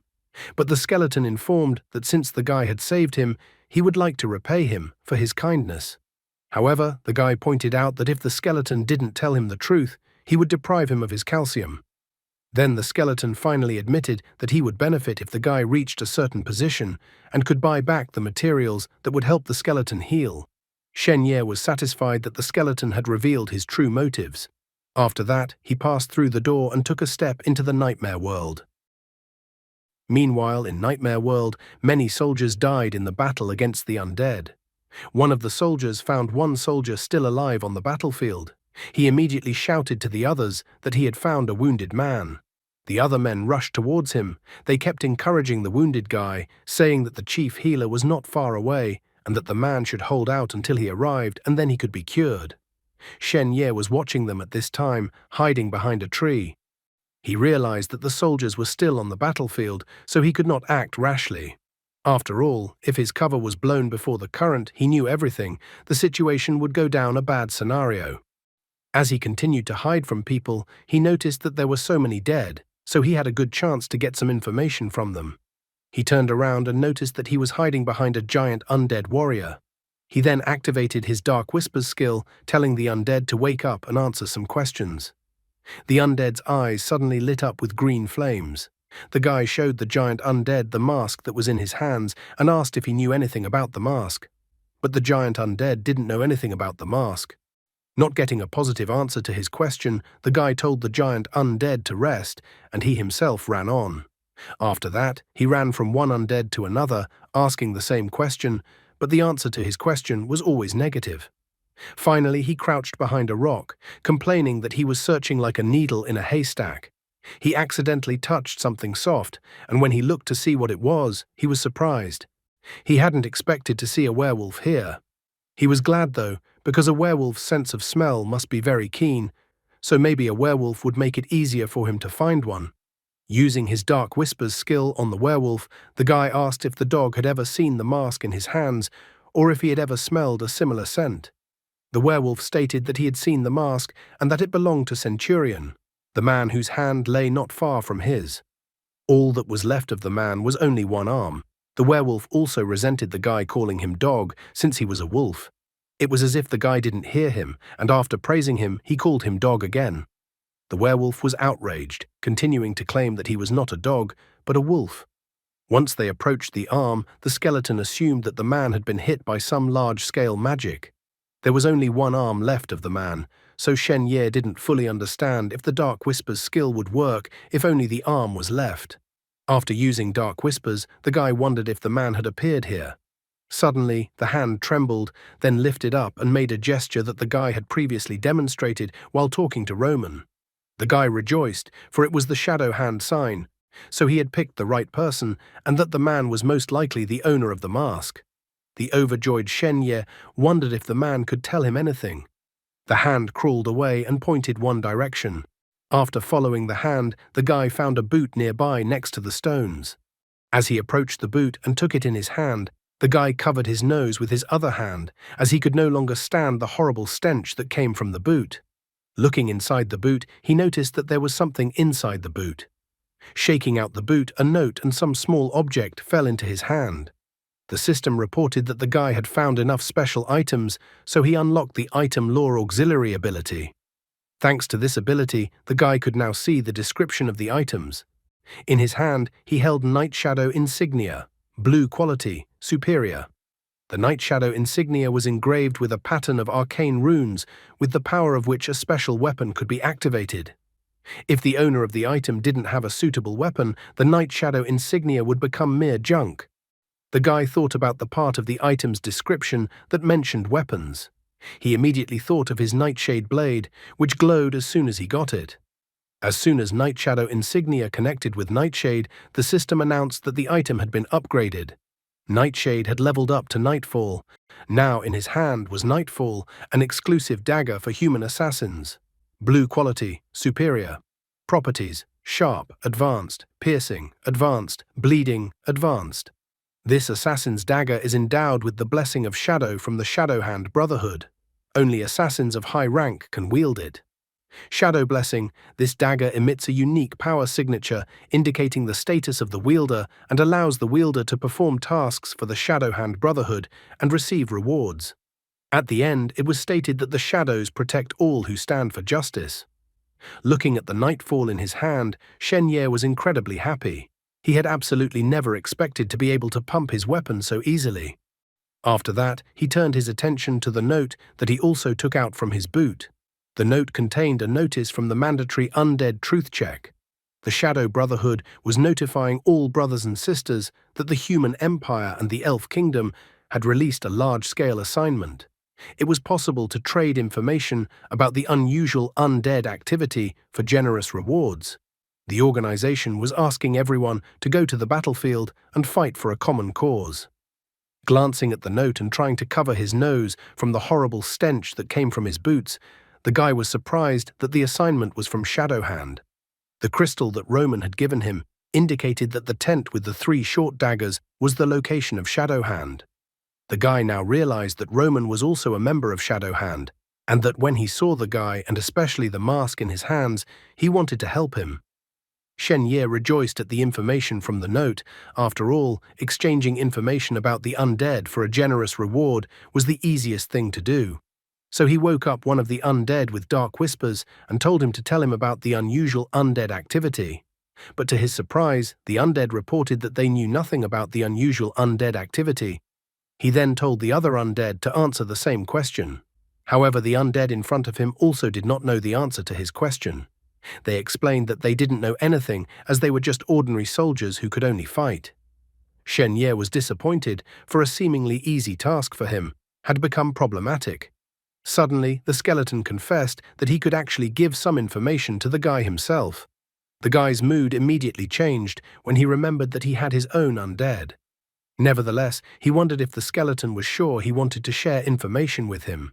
It was about the undead to which the skeleton belonged, so the guy assumed that the skeleton could deceive him and give him false information. While bathing in the calcium water, the skeleton admitted that even though he belonged to the undead, they were all incredibly angry with him. Shen Ye remembered how the other undead treated him when he took the skeleton's place in infiltrating the elf village. He realized that the skeleton seemed to have a hard time among the undead. The guy inquired as to what information the skeleton possessed, awesome or ordinary. The skeleton explained that he couldn't say too much.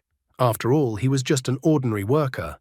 And if he passed on unique information, the undead might start an investigation and he would be at risk. In the end, he revealed that he had information that could bring the guy a worthy reward. The guy was eager to get the information from the skeleton.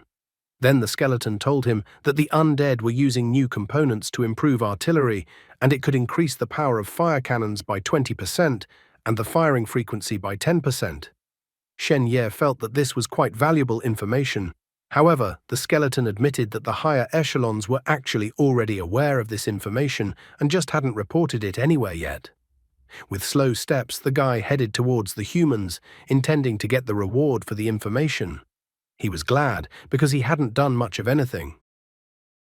After a while, he noticed that there was a human camp nearby, so according to Shadow Hand's assignment, he had to go there.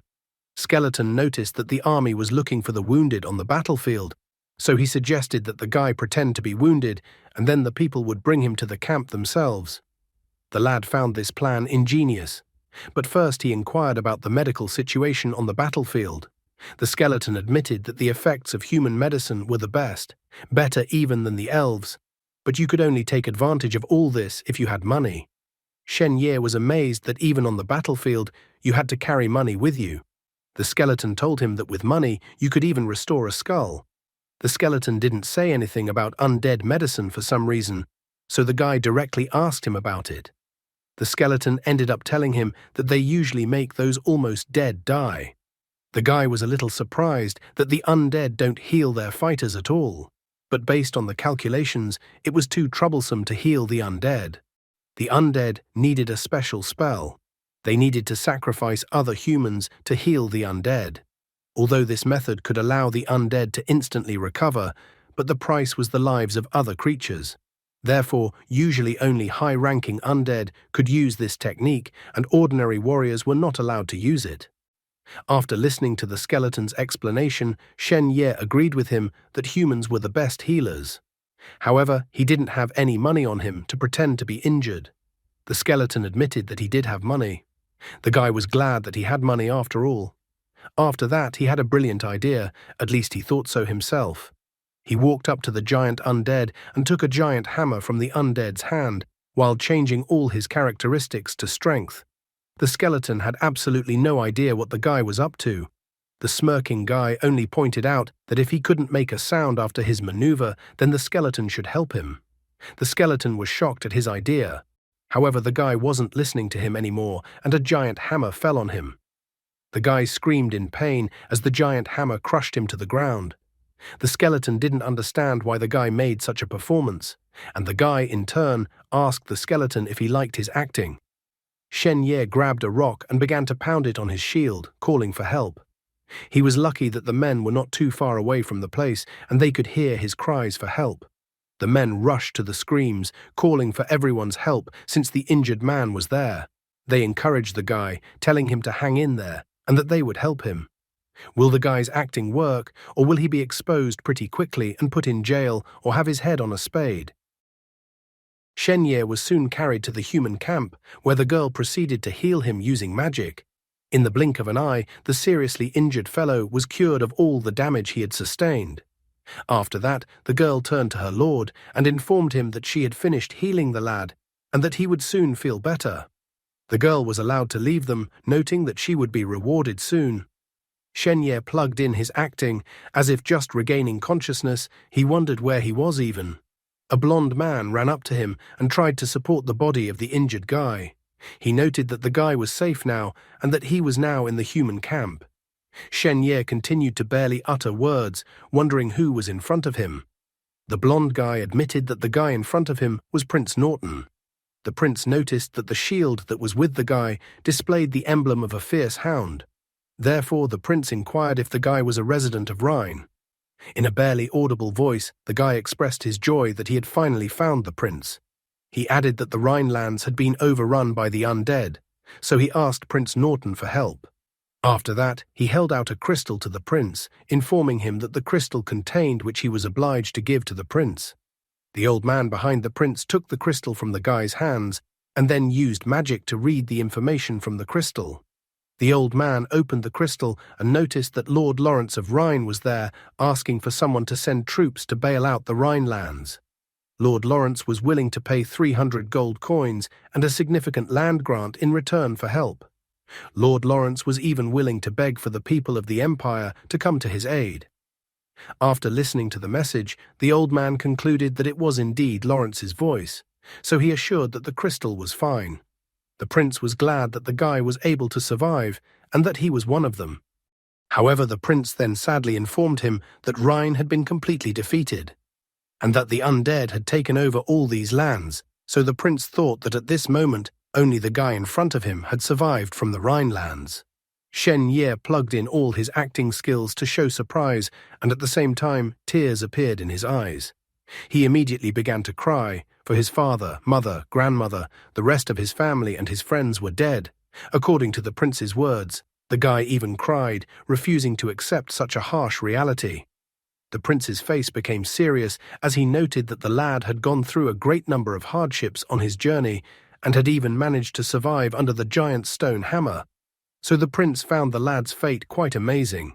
He realized that the guy was pretty exhausted, so he asked the guy to rest for now. Tomorrow, the prince was going to organize a trip for the lad to the rear of the empire, where the lad would be able to find a safe place to stay. This kind of information came as a surprise to the guy. After all, Shen Ye needed to find the Shadow Hand tent in order to pass the quest and exchange skills. Therefore, he was extremely reluctant for the prince to send him away from this camp so quickly. As a result, Shen Ye thanked the prince for the offer, but stated that he would like to stay in this particular camp. The prince was surprised, not understanding the reason for rejecting the guy's good life. Showing tears in his eyes, he angrily stated that he wanted to avenge the undead for all those who had died, and that he wasn't going to let the undead just go. He wanted to fight the undead and drive them out, leaving no one behind. The warriors present, the elf and the old man, understood the guy's actions and thoughts perfectly. A smile appeared on the prince's face as he noted that the lad was so young, but already so brave. Prince Norton believed that Lord Lawrence had not just picked the particular guy in front of him for a reason. He even speculated that the guy must have some sort of ability. Shen Ye assured the prince that he was incredibly fast and that no one of his acquaintances and peers ran as fast as him. He then told the system to devour the One of Us title and reallocate all the characteristic points to agility. The system reported that it had successfully devoured the One of Us title, resulting in 3 character points. According to the guy's order, all characteristic points were reallocated to agility, so the guy's current agility was 9.9. After that, he walked out of the tent, wanting to demonstrate to the prince and the others how fast he could run. Shen Ye then ran past the guards at full speed, who were surprised by his unimaginable speed. Suddenly, the guy braked sharply to turn back, and after that, he returned to the prince and the others in a flash. Stopping, Shen Ye tried to catch his breath. He asked the prince if he could stay in the camp after showing what he could do. The prince was surprised by the guy's demonstrated abilities. His assistant also requested that the prince keep the lad in the camp, since the lad would be able to help them. The prince recognized that such a fast guy would definitely not be superfluous in their camp. The elf walked closer to Shen Ye and grabbed his hand. She inquired as to how the guy got the bracelet on his arm. The prince turned his attention to the guy's bracelet, noting that the item belonged to the elves. Shen Ye confessed that it was given to him by an elf named Lanny. He remembered that he had exposed the undead conspiracy, so the elves were in his debt, so he didn't think this moment would cause him problems. After all, he had told the truth. Suddenly, the elf read a spell and touched the bracelet on the guy's arm. Her actions caused the bracelet to glow green, much to the guy's surprise. At the same instant, a screen appeared where Lanny was displayed. She immediately inquired who was calling her. The elf called her by name and then introduced herself, informing her that the Grand Master of the Royal Court, Eudora, was calling her.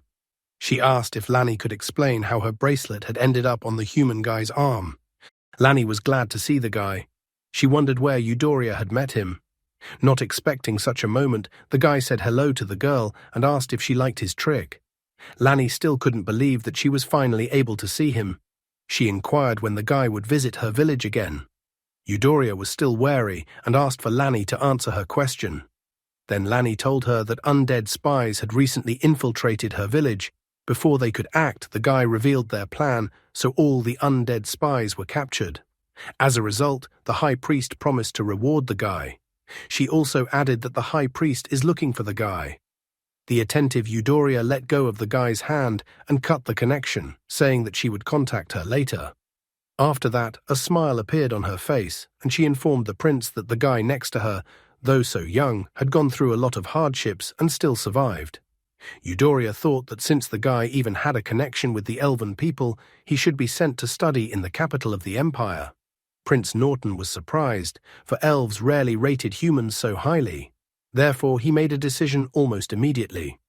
The prince asked him to get someone to give the guy an identity card and find a good place for the guy to rest. He also told the registrar to record the guy and give all the information to the Imperial Military Academy. After that, the prince decided to finally find out what the guy's name even was. Shen Ye had not previously thought about this matter, so he was now in an awkward situation. He didn't know the local customs and peculiarities of names, so he chose the option of pretending to have lost his memory. With all his acting skills once again, he grabbed his head and shouted that his head hurt. The old man looked at him and decided that the blow had most likely caused a concussion and partial memory loss. The prince, sadly but understandably, realized the situation. Shenya was so glad that the old man had helped weave him a legend. The prince decided that it was no big deal and asked the guy to rest for starters. With a smile on his face, he admitted that he would still meet the guy who had gone through so much hardship. At this point, a system window appeared, informing the guy that the guy had increased his reputation, and also that he was likely to get a title.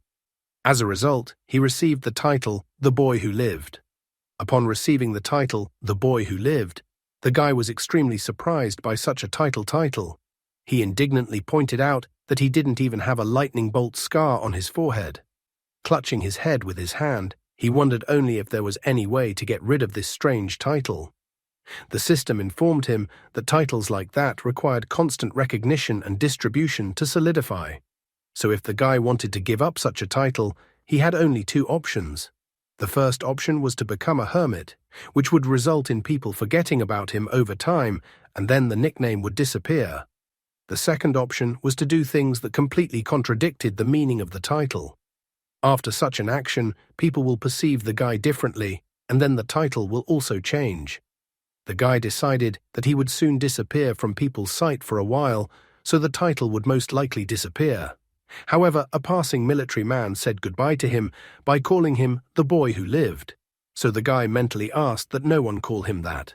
Once everyone had moved some distance away from him, the guy asked the skeleton why all the phrases the prince had said had affected the guy's reputation so much.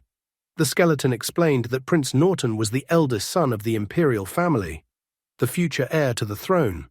Shen Ye was surprised, not understanding how such an important figure of the empire appeared in the territory where the hostilities were taking place.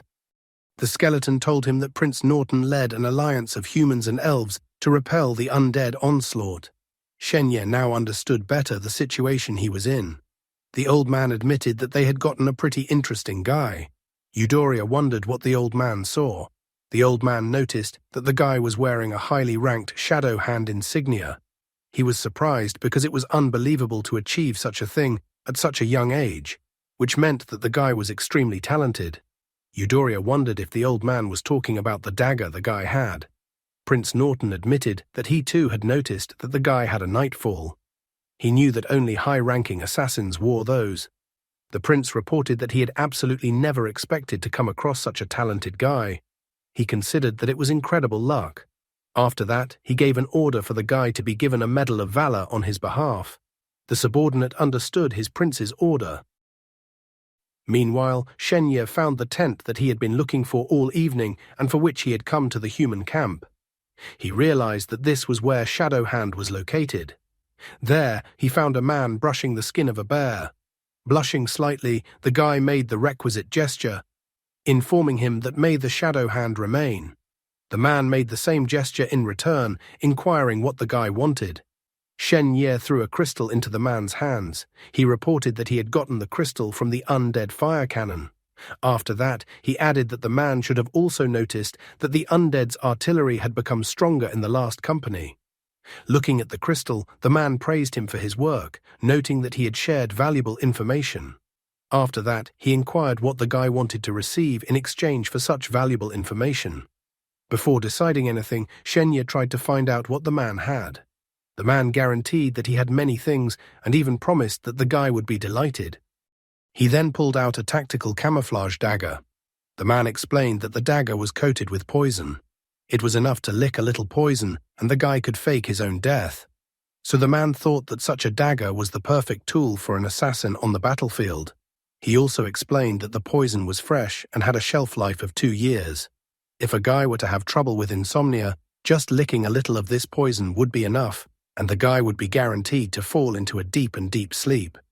When the guy wakes up afterwards, he will feel completely rested. Shen Ye looked at the dagger with slightly noticeable disappointment, asking the man if he had anything else.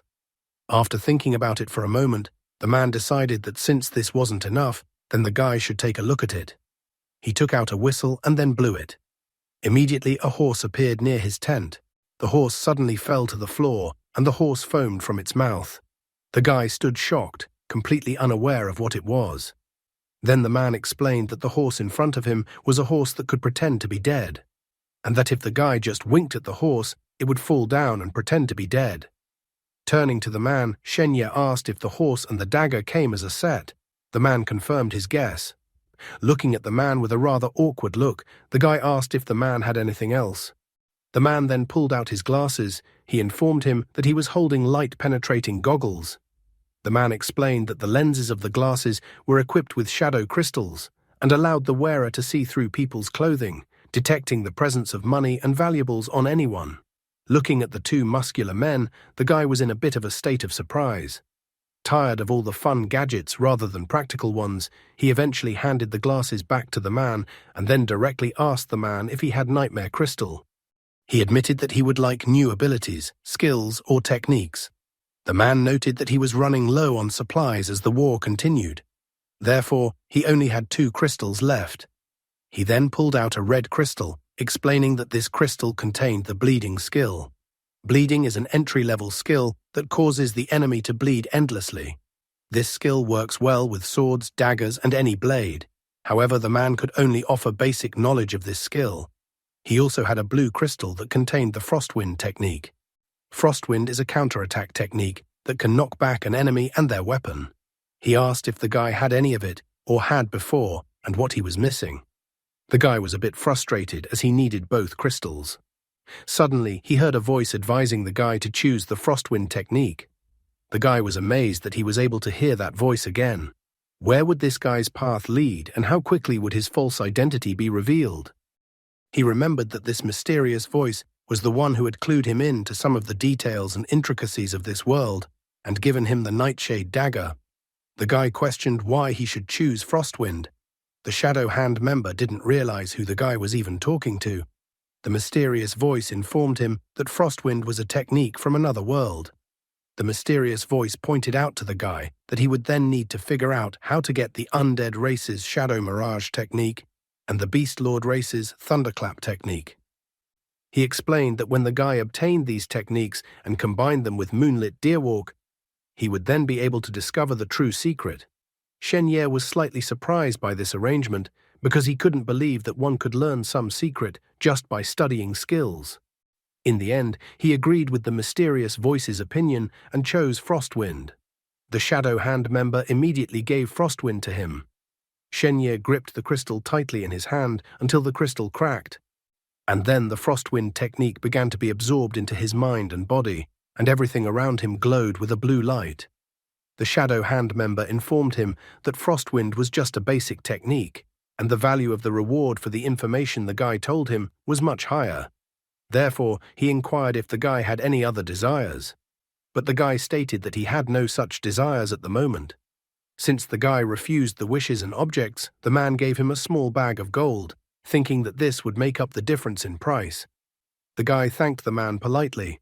While the man was still waving goodbye to him, the guy was already asking the skeleton if he could get the skills of the undead race. However, the slightly disgruntled skeleton reminded him that he had already told him that undead skills required fire in the soul, and only if you had fire in your soul could you use undead skills. The guy interrupted him, informing him that he required Shadow Mirage. The skeleton was surprised that the guy knew about this skill.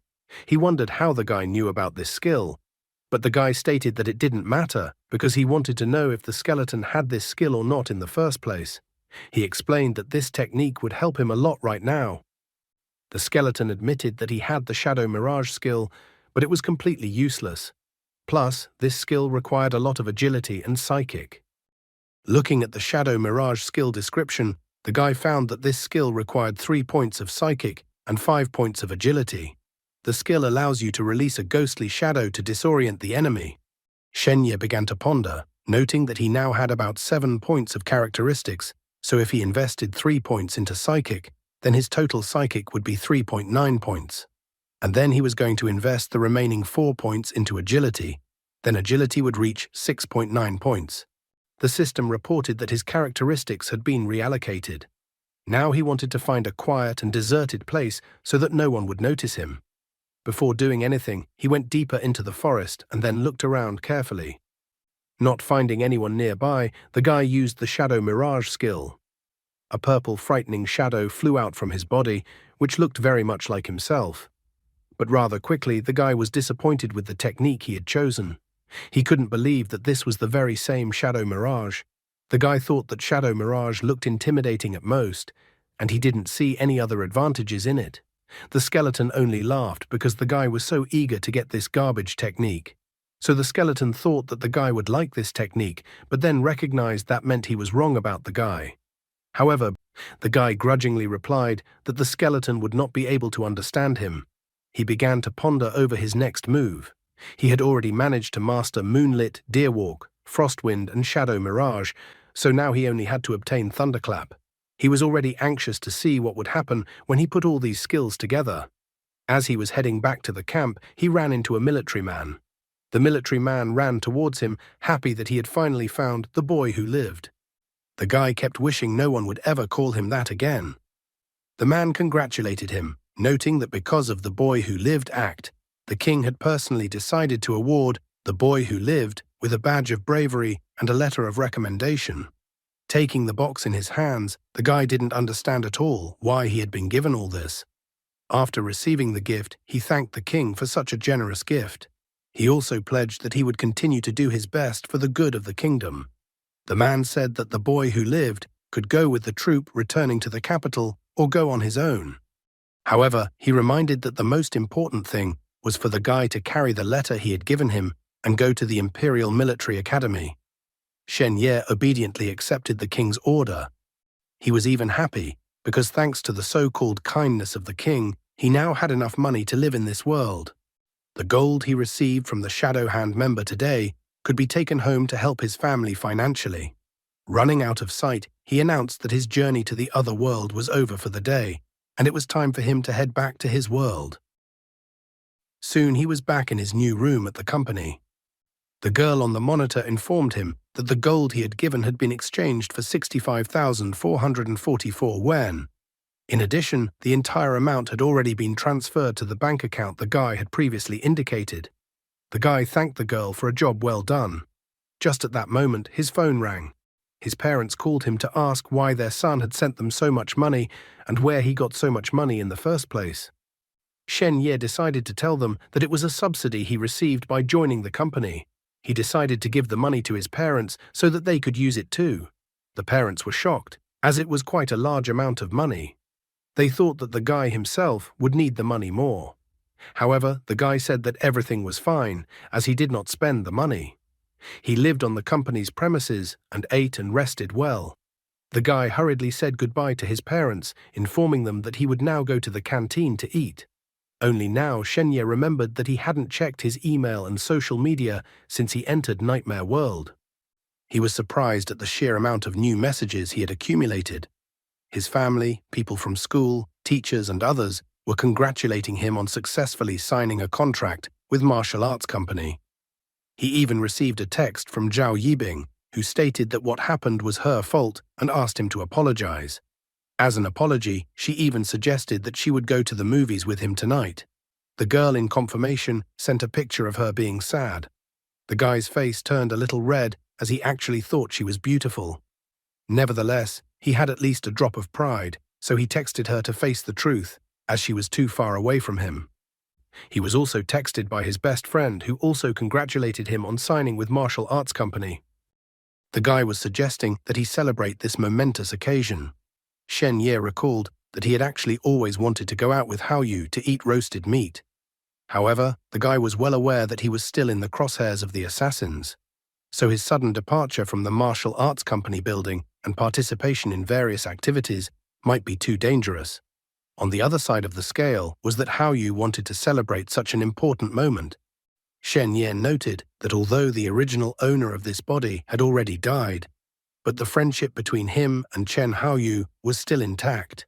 While in this body, he felt a sense of sincere and purest friendship. He even admitted that he had never experienced such a thing in his previous life. Even though they were gradually drifting apart, given the current situation, but he still didn't want to lose his friend. At the same instant, Chen Haoyu texted him to let him take a look at the martial arts company building. After all, it was his ultimate dream. After thinking about it for a while, the guy came to the conclusion that it was possible to enter the building and that it was very safe. This way, he would not only satisfy his friend's curiosity, but also spend some time with him. So he agreed that the friend should come and they would have something to eat together. After receiving an approving reply, Chen Haoyu said that at most 10 minutes later, he would arrive at the building. With a smile on his face, Shenya assured that he would be waiting for him in the lobby. After a while going down the hall, the guy noticed a huge pandemonium of people. A terrifying aura hovered around them, and they all stared at the guy who had just arrived on this floor. Shen Ye immediately noticed that the energy of all these people was very different. So he thought that these were the people with the necessary qualifications, and that they were the ones Chen Rushan was talking about. The huge-sized man asked him if he was one of the newcomers accepted into the company this year. The guy admitted that he was, and also apologized for staring at them so intently. However, the formidable-looking man suddenly smiled. He confessed that when he had first gotten into the company, he too had passed in this place, and that he, like the guy, looked at the professionals in their martial arts company with astonishment. Shen Ye inquired that it turns out the man wanted to become a professional like them, but the man replied in the negative. His face changed dramatically, and he even licked his lips when he remembered that moment.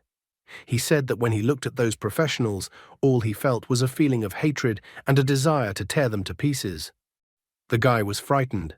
Such an eerie aura emanating from the man. He was amazed that this was what professionals were really like. Even as he looked at the man, he could feel the terrifying power that emanated from him. But when someone approached behind the guy's back, the man's demeanor changed drastically. He said a good-natured hello to a girl named Wenna, who was passing by them. The man asked if she was working today, and also if she wanted to have dinner with him. However, the girl immediately pulled out a revolver and shoved it in the man's face. She told him to get out immediately, and that if he continued to harass her, she would skin him like she had skinned that pervert a few days ago. The guy was amazed at what kind of professionals the martial arts company were here. The man turned away and walked away, complaining that she could have just said she didn't want to go out with him. Wenna turned to Shenya, informing him that someone named Chen Haoyu wanted to see him. She wondered from him if it was worth letting Chen Haoyu into the building. The guy's face covered in cold sweat as he began to assure the girl that Chen Haoyu was his classmate and that he could enter the building. Turning around, Wenna pulled her hat lower and headed for the entrance, noting that she would let the guy into the building then. Shenya tried to convince her that he could meet his friend himself. However, upon turning around, the girl informed him that it couldn't be done that way right now. She admitted that Chen Rushan had instructed her and the others that it might be dangerous now and that they should guard the guy. She was so attractively radiant at this moment that the guy's face even turned slightly red, as he was completely unprepared for such an outcome. In the end, he obediently agreed with her. Soon, Chen Haoyu arrived at the building and met up with his friend. He was delighted at how luxurious the building was. The guy even complained that he didn't have enough eyes to see everything. He praised his friend for being incredibly rich now. Shen Ye assured him that he could come to the company building anytime he wanted. Haoyu excitedly began to continue praising his friend.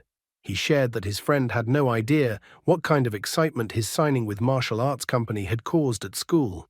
Shen Ye asked him not to talk about it yet, but rather talk about it when they arrived at the dining hall. But Haoyu stated that he wasn't hungry yet, and that he couldn't wait to see where his friend lived now. Eventually, the boy agreed to his friend's entreaties. When they got into the elevator, it was already crowded. After squeezing into the elevator, Shen Ye announced that he lived on the 105th floor. Haoyu was impressed that the guy lived practically at the top. At that moment, he received a message on his phone. The sender of the messages was Xiaomeng Yu. She informed him that she had done a little investigation and that when the guy was abnormally attacked in the hospital, a nurse saw everything that happened. but the nurse disappeared soon after. Xiao Mengyu also found a corpse with a disfigured face, but it wasn't the nurse. So now the girl tried to identify the unknown identity. The girl then discounted the video to him, asking him to take a look. The girl suspected that the nurse had been silenced and that it was probably related to Shen Ye. The video also showed a complete stranger. He had never been seen before and no one suspected him. Xiao Mengyu said she checked with people around the guy, and that this person was acting very strange yesterday morning, as if he was looking for something. The person in the video was Chen Haoyu, who was Shen Ye's best friend. At that moment, the elevator announced that they had arrived at the 80th floor, and everyone but them left the elevator. Looking at the guy who was looking out of the glass elevator to the street and admiring, Shen Ye began to wonder about him.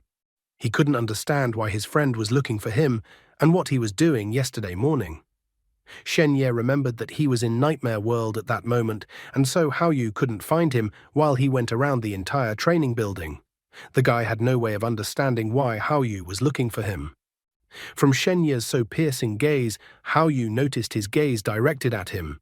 He turned around and asked his friend with a smile if something was wrong. Xiao Mengyu sent him another message. She asked the guy to be careful if seeing Chen Haoyu, another ploy by the author to confuse the trail of the real assassin. Or is Chen Haoyu involved in this case after all? And that's all for today. Thank you very much for watching the video. If you would like to see a sequel, please like, subscribe to the channel, and leave your wishes in the comments. You can also subscribe to Telegram to know about new videos. Bye everybody.